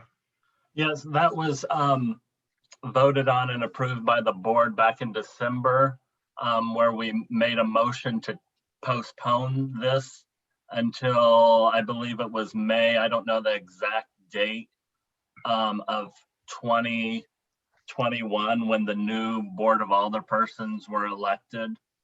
Because I believe this had come up a couple of times and it kept being voted down, and it was like coming up on the agenda every meeting. And then so the motion was made to postpone this until the new board set. All right, so the previous motion then, if I understand what you're saying, was a motion to postpone to a certain time. Yes. All right. Alderwoman West. Yes, thank you. So I have been a secretary before. Minutes are intended to capture decisions and votes that are made at meetings. They're not to be verbatim unless they are in court where you have a court stenographer. So it's really unrealistic to say you want all of these comments that people make included in the minutes. And I wish I could think of some of the really odd ones, but I can't, but it doesn't matter. There are some counties where citizens' comments are not even given. They don't even give citizens the opportunity to make comments. So again, when you're doing minutes, is to capture what happened at the meetings and the votes that were taken. Those are the important things that we have when we have meetings. Thank you. Thank you. Alderwoman Tackler. I just want to state, I want to piggyback a little bit on what Alderwoman West said.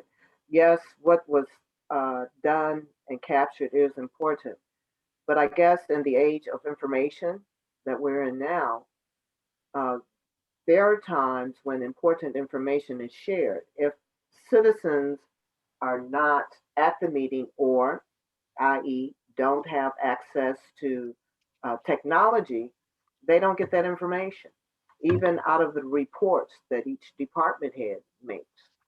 I agree that every verbatim does not need to be added, but the important information that's given out from each department head, statements that are made by citizens that is important and affects our whole city, I think we should capture that, because again, we're in a different era. We're in an informational era. Everybody does not have access in order to gain that information.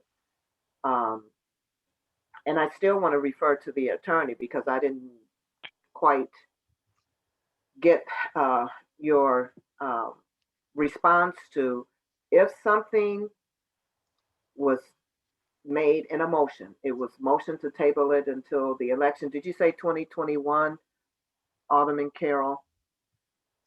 That was the incorrect Yeah. date. It was 2022. I'm sorry, 2022, after the next election. So this, if I may, Chair, can I address the attorney? Go right ahead, please. Because I'm trying to get clarification. So if a motion was made to table an item and it was voted to do that, so does that mean that that motion cannot be challenged or brought up again to be voted before that stated date? I didn't get the response or the clarity on how you answered that. You know, I did not complete what I was saying. Okay. If it was a motion to postpone to a certain time, I am looking at Robert's rules.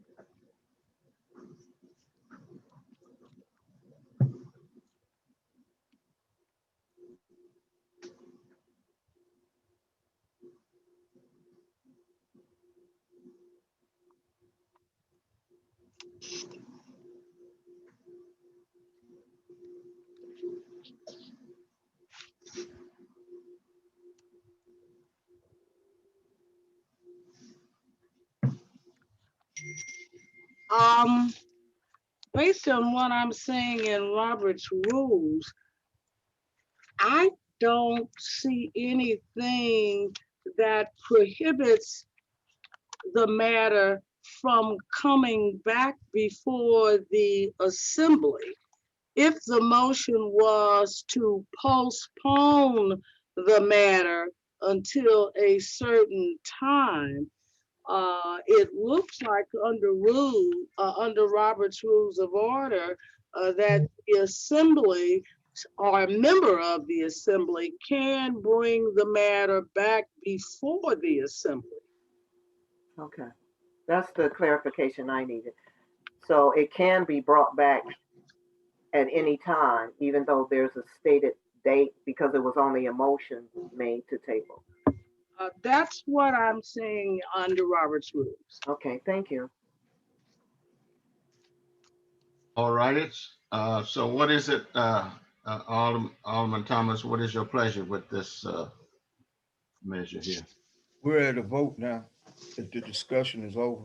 All right, Madam Clerk, call the roll. Alderwoman West, What is the motion? did you put the motion in the chat? I'm doing it now. Oh, is it on the paper here? Yeah, it's on the paper. It's under item G. But he's got two things in one motion. You see it, Alderman West? Well, for me, he's got two subjects in one motion.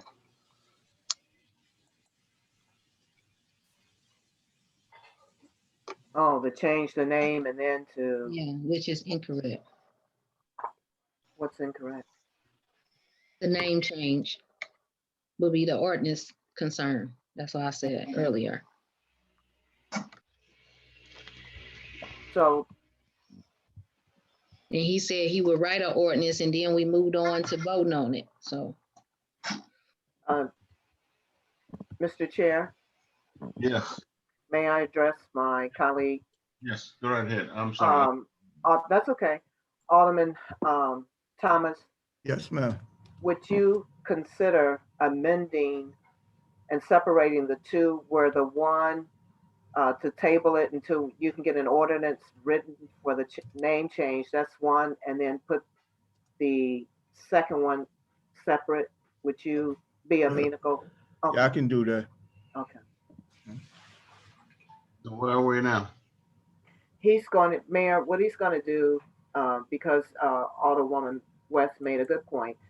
The first one is going to need an ordinance, so he's going to table that so he can get an ordinance done and bring it back. The first part of it would be the name change. And Okay. then we'll vote on the second part, which is to add the citizens' comments back to the minute. Oh, you said that backwards. If the Yeah. first part is the motion I'm to, sorry. for the comments, Right. and then I'll table the second part. Okay. All right, is there a second? And then, ma'am, I second that we add the comments. Okay, we got it. So, any further discussion? Then, call the roll. Alderman Thomas, Yes. Alderwoman West, No. Alderwoman Dales, Yes. Alderman Carroll, I abstain because that's not the proper motion. okay, Alderwoman Avant Elliott, no, Alderman Perry, Yes. Alderwoman Tatman. Yes. 2, 3, 4, 4 yes, 2 noes, and 1 abstain. All right, so the motion carries. All right, we'll move down to the mayor's comment, the mayor's report. I had a meeting this week with a developer on the land up there at 270 and 367. And it was just discussion. It's nothing that we've decided to do. It was a discussion, and we will have a lot of discussions, because before any decisions are made to that, then I want to hear from the citizens. I'm not going to make those decisions myself, and I'm not going to allow anyone else to make those decisions for the citizens of this town. So that is where we are. We're in discussion. We're open to talk to anyone who want to talk about it. So that's where we are. And the other thing is, I want to encourage you to call, I call BJC,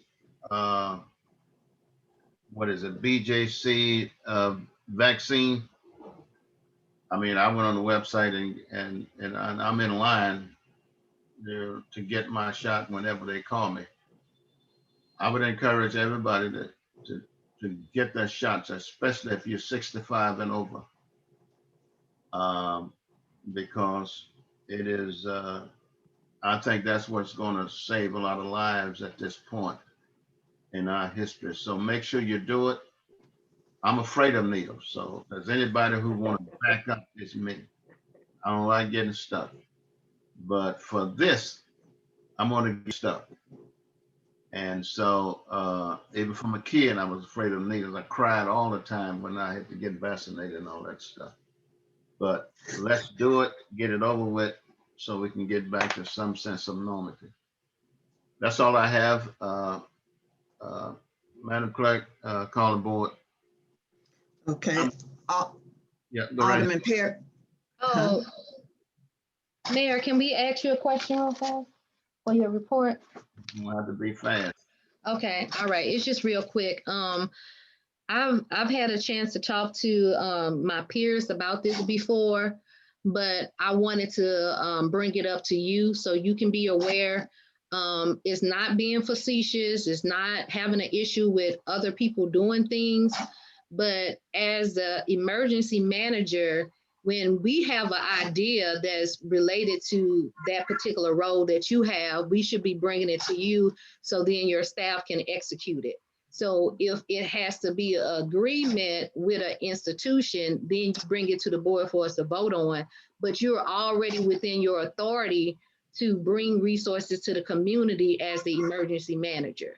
So what we have done as a board, we have approved for aldermen to take on projects that is in your wheelhouse just because something was not being done. But there's no reason going forth that aldermen are not bringing it to you for the individuals on your team to execute, and it becomes a mayor city sponsored event that if it, like I said, if there's agreement, then it comes to the board so we can vote on it.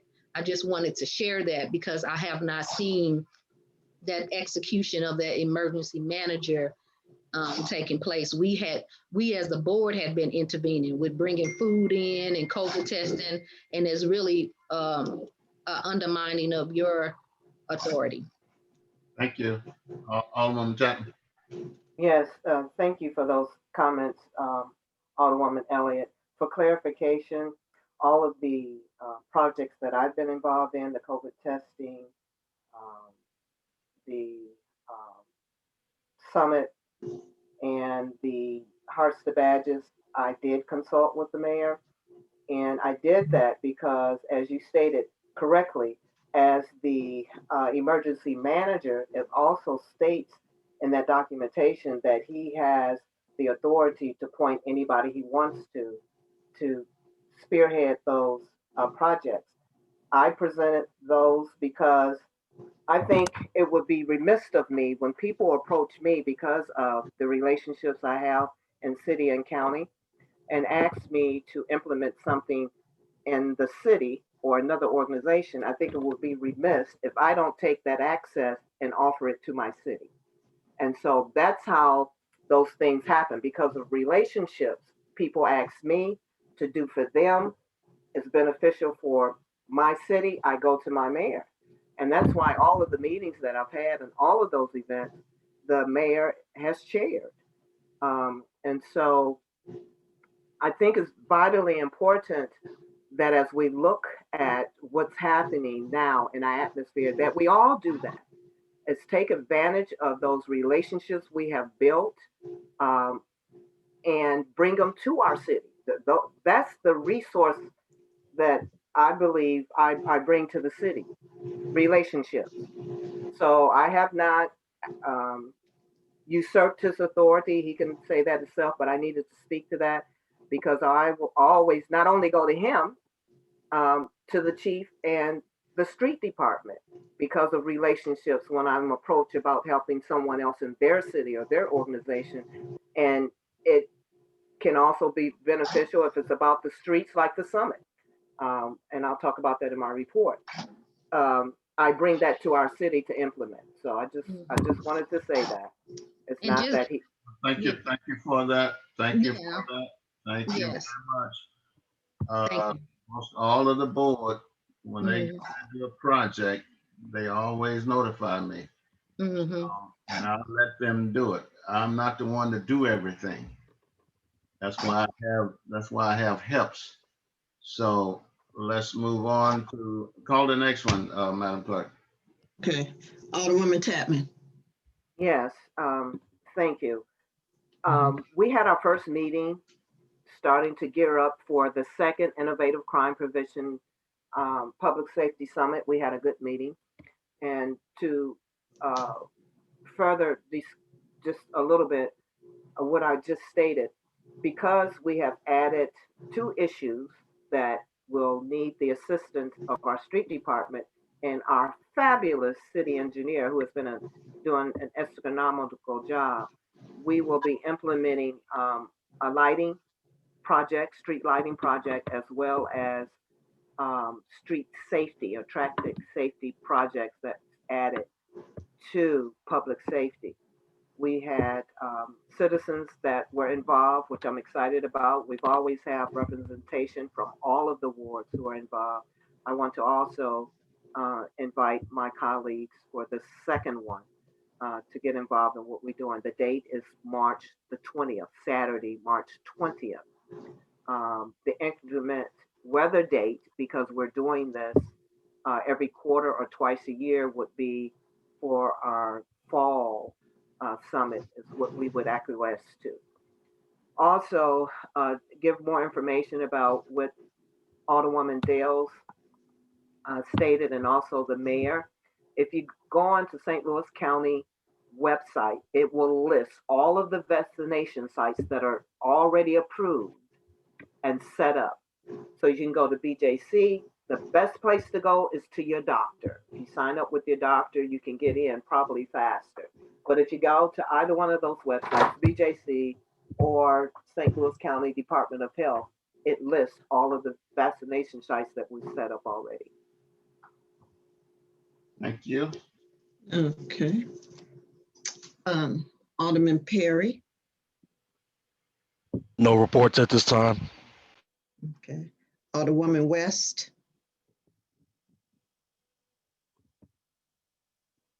Is she here? Call Okay. the roll. Yeah. Alderman Carroll. Alderwoman Dales.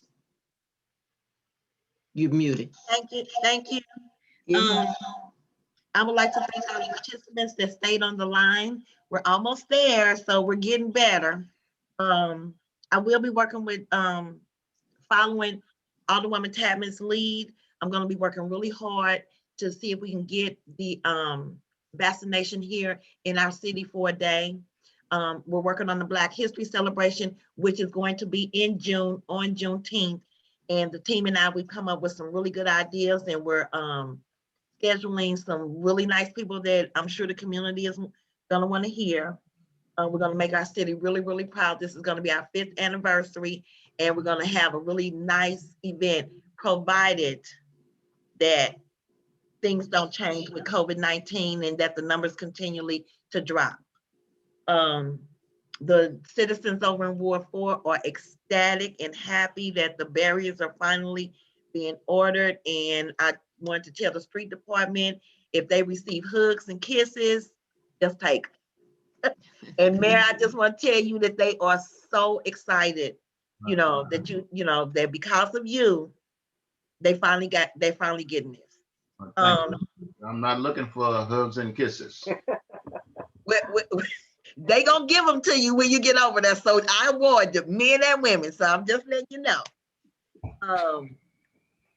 We had a good meeting with Congresswoman Corey. She's gonna be doing monthly meetings with the community, and she's really, really fighting for us.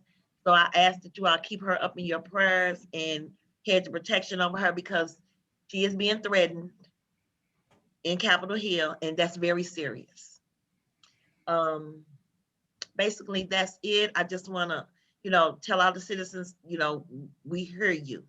We hear you. And I got a bunch of texts that indicated that tonight, that they want their voices printed because they pay our salaries. And they appreciate you, Mayor, pushing that forward.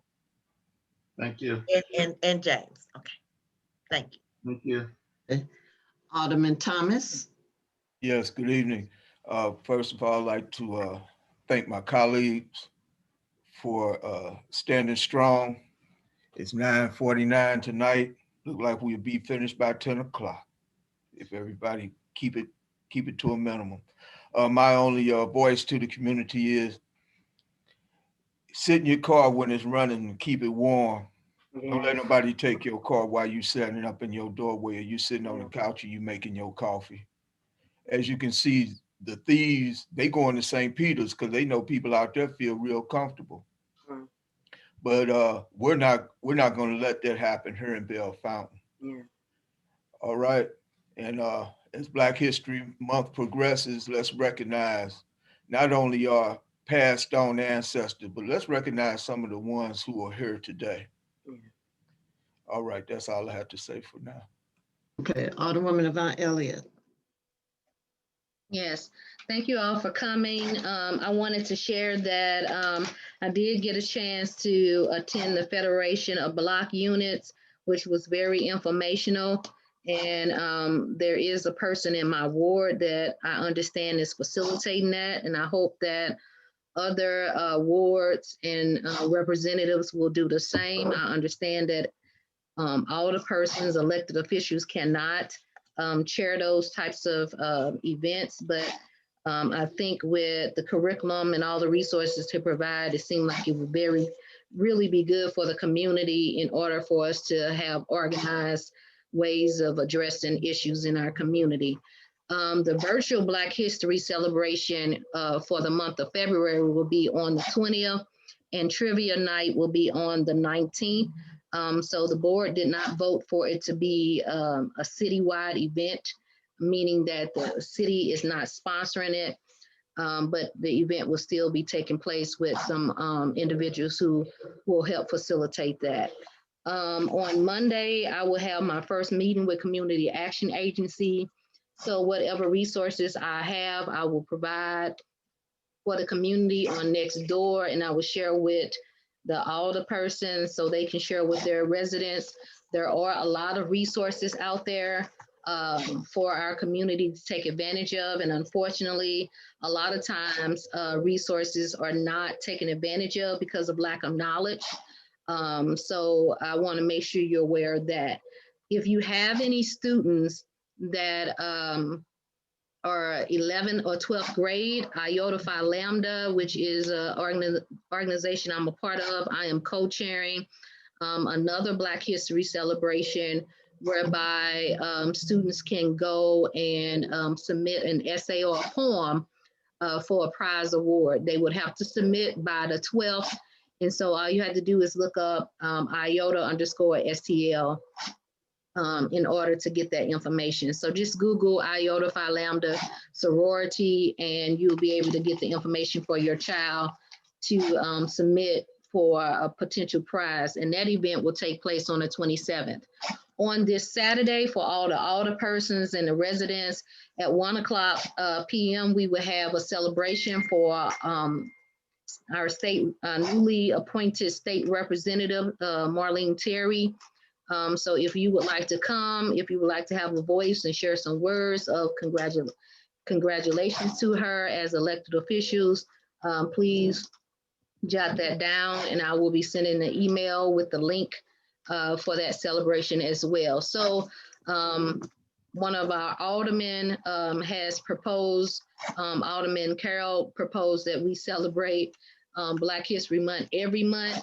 But I knew that we should definitely be celebrating in the month that is designated for it. So if the board and the community wants to further explore a celebration monthly, then we can always do that. But Black History is 365. It's just a matter of making sure that it is properly discussed with the community. So on my social media page, I am highlighting a Black American in Missouri, a piece about them every day for this month to share that Black history. So once again, happy belated birthday. We said happy birthday to the mayor already, which was last Friday. We're just saying it again because it just happened not too long ago. And I hope that you all have a wonderful rest of the evening, because we'll be ready to adjourn soon. I think it's one more thing. The board needs to be reminded that next Thursday is our virtual retreat. And I will have to email because I do not recall the time. It may be at 7 o'clock. I can't remember what we voted on, but our virtual retreat will be next week. And that concludes my report. Thank To you. you, Mayor. Beg pardon? Back to you, Mayor. Oh, okay. Thank you. Thank all of you for your comments.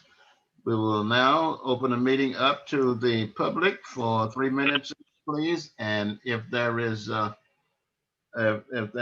official of our city who did not have a comment during the first comment period, you may do so at this time. Thank you, Mayor. Can you all hear me? Yes. Yes. This is your judge, Judy Draper. Good evening. I won't be long. First of all, I just want to say it's been a while, but it's really good to hear all of your healthy voices. And I want you to know that my staff and I try to sit in your board meetings when it's possible so that we can be aware and we can be sensitive to the needs and challenges of the city. I really want to thank you for progressing and moving the law book order. I do want to clear up any misunderstanding about the ordinance code. It wasn't so much that I wanted a new book. The book which had been traditionally in the courtroom before I got there was taken shortly after I got there and given to the city attorney. So the court has been operating with no ordinance law book for quite some time. And we've even had to borrow the building inspector's book for reference during court and after court. So I don't know why the budget request was not recognized, but I'm truly grateful that the court will be getting the ordinance book soon so that we can be in compliance. So I want to thank everyone for your efforts and for your cooperation, and everybody stay safe. Thank you. Thank you. Anyone else? Yes, this is Kathy Mason at 1013 Donnell. One thing I'd like to do is thank Alderman Thomas for putting our comments back on the minutes. I think what I say is important. One thing that I think is important tonight to say is that if there's a veteran who's listening, the phone number to get your COVID shot at the VA is 314-289-7039.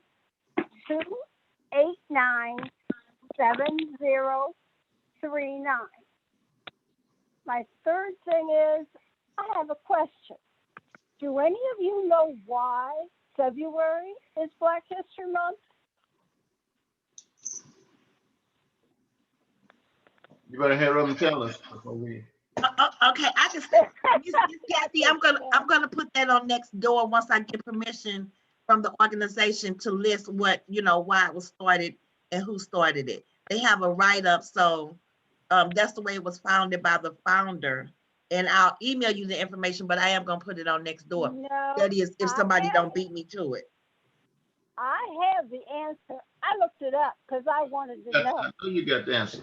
It's because the birthday of Abraham Lincoln and Frederick Douglass is in February. That's why February is Black History Month. Thank you so much. You're welcome. All right. Anyone else? No other comments. All righty then. We will entertain a motion to adjourn. I move to adjourn the meeting at 9:59. Can we roll call? Is there a second?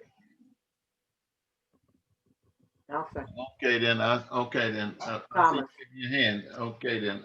Alderman Thomas. All right. Roll call it. Roll call the adjournment. Wait a minute, who seconded? I Thomas or did. Ted? I did. Okay, Thomas. okay, I got it. Alderwoman Yvonne Elliott. Wait a minute, Fran, before you, excuse me. Yes. Before you state that, Wanda just sent me a text and said that you muted her and she couldn't say anything. We in the middle of Oh, a that vote was now. probably one that was making a lot of noise and I muted it. Yeah, we in the middle What's of a her motion now. No, Westa's text is not muted. I'm sorry. It's not muted. Hold up. We're not gonna have a conversation over this. Right. Make In the sure middle we of the don't vote. mute any of our citizens.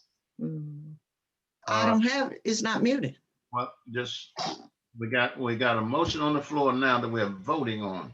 Right. Okay. Alderwoman Yvonne Elliott. Yes. Alderwoman Dales. Yes. Alderman Thomas. Yes. Alderman Perry. Yes. Alderwoman Tatman. Yes. Oh, yes, Mayor. Everybody have a good night. Good night, Mayor. Good night, everybody. Good night, everybody. It's Good 10 night, o'clock. Do you know where you're, you know? I remember that. Oh, God. I know what mine are. I don't know where mine are. I don't know where mine are either. Good night. Good night, Mel. See you, everyone. Bye. Night, Jimmy. Good night. Good night. Keep up the good work, Jimmy.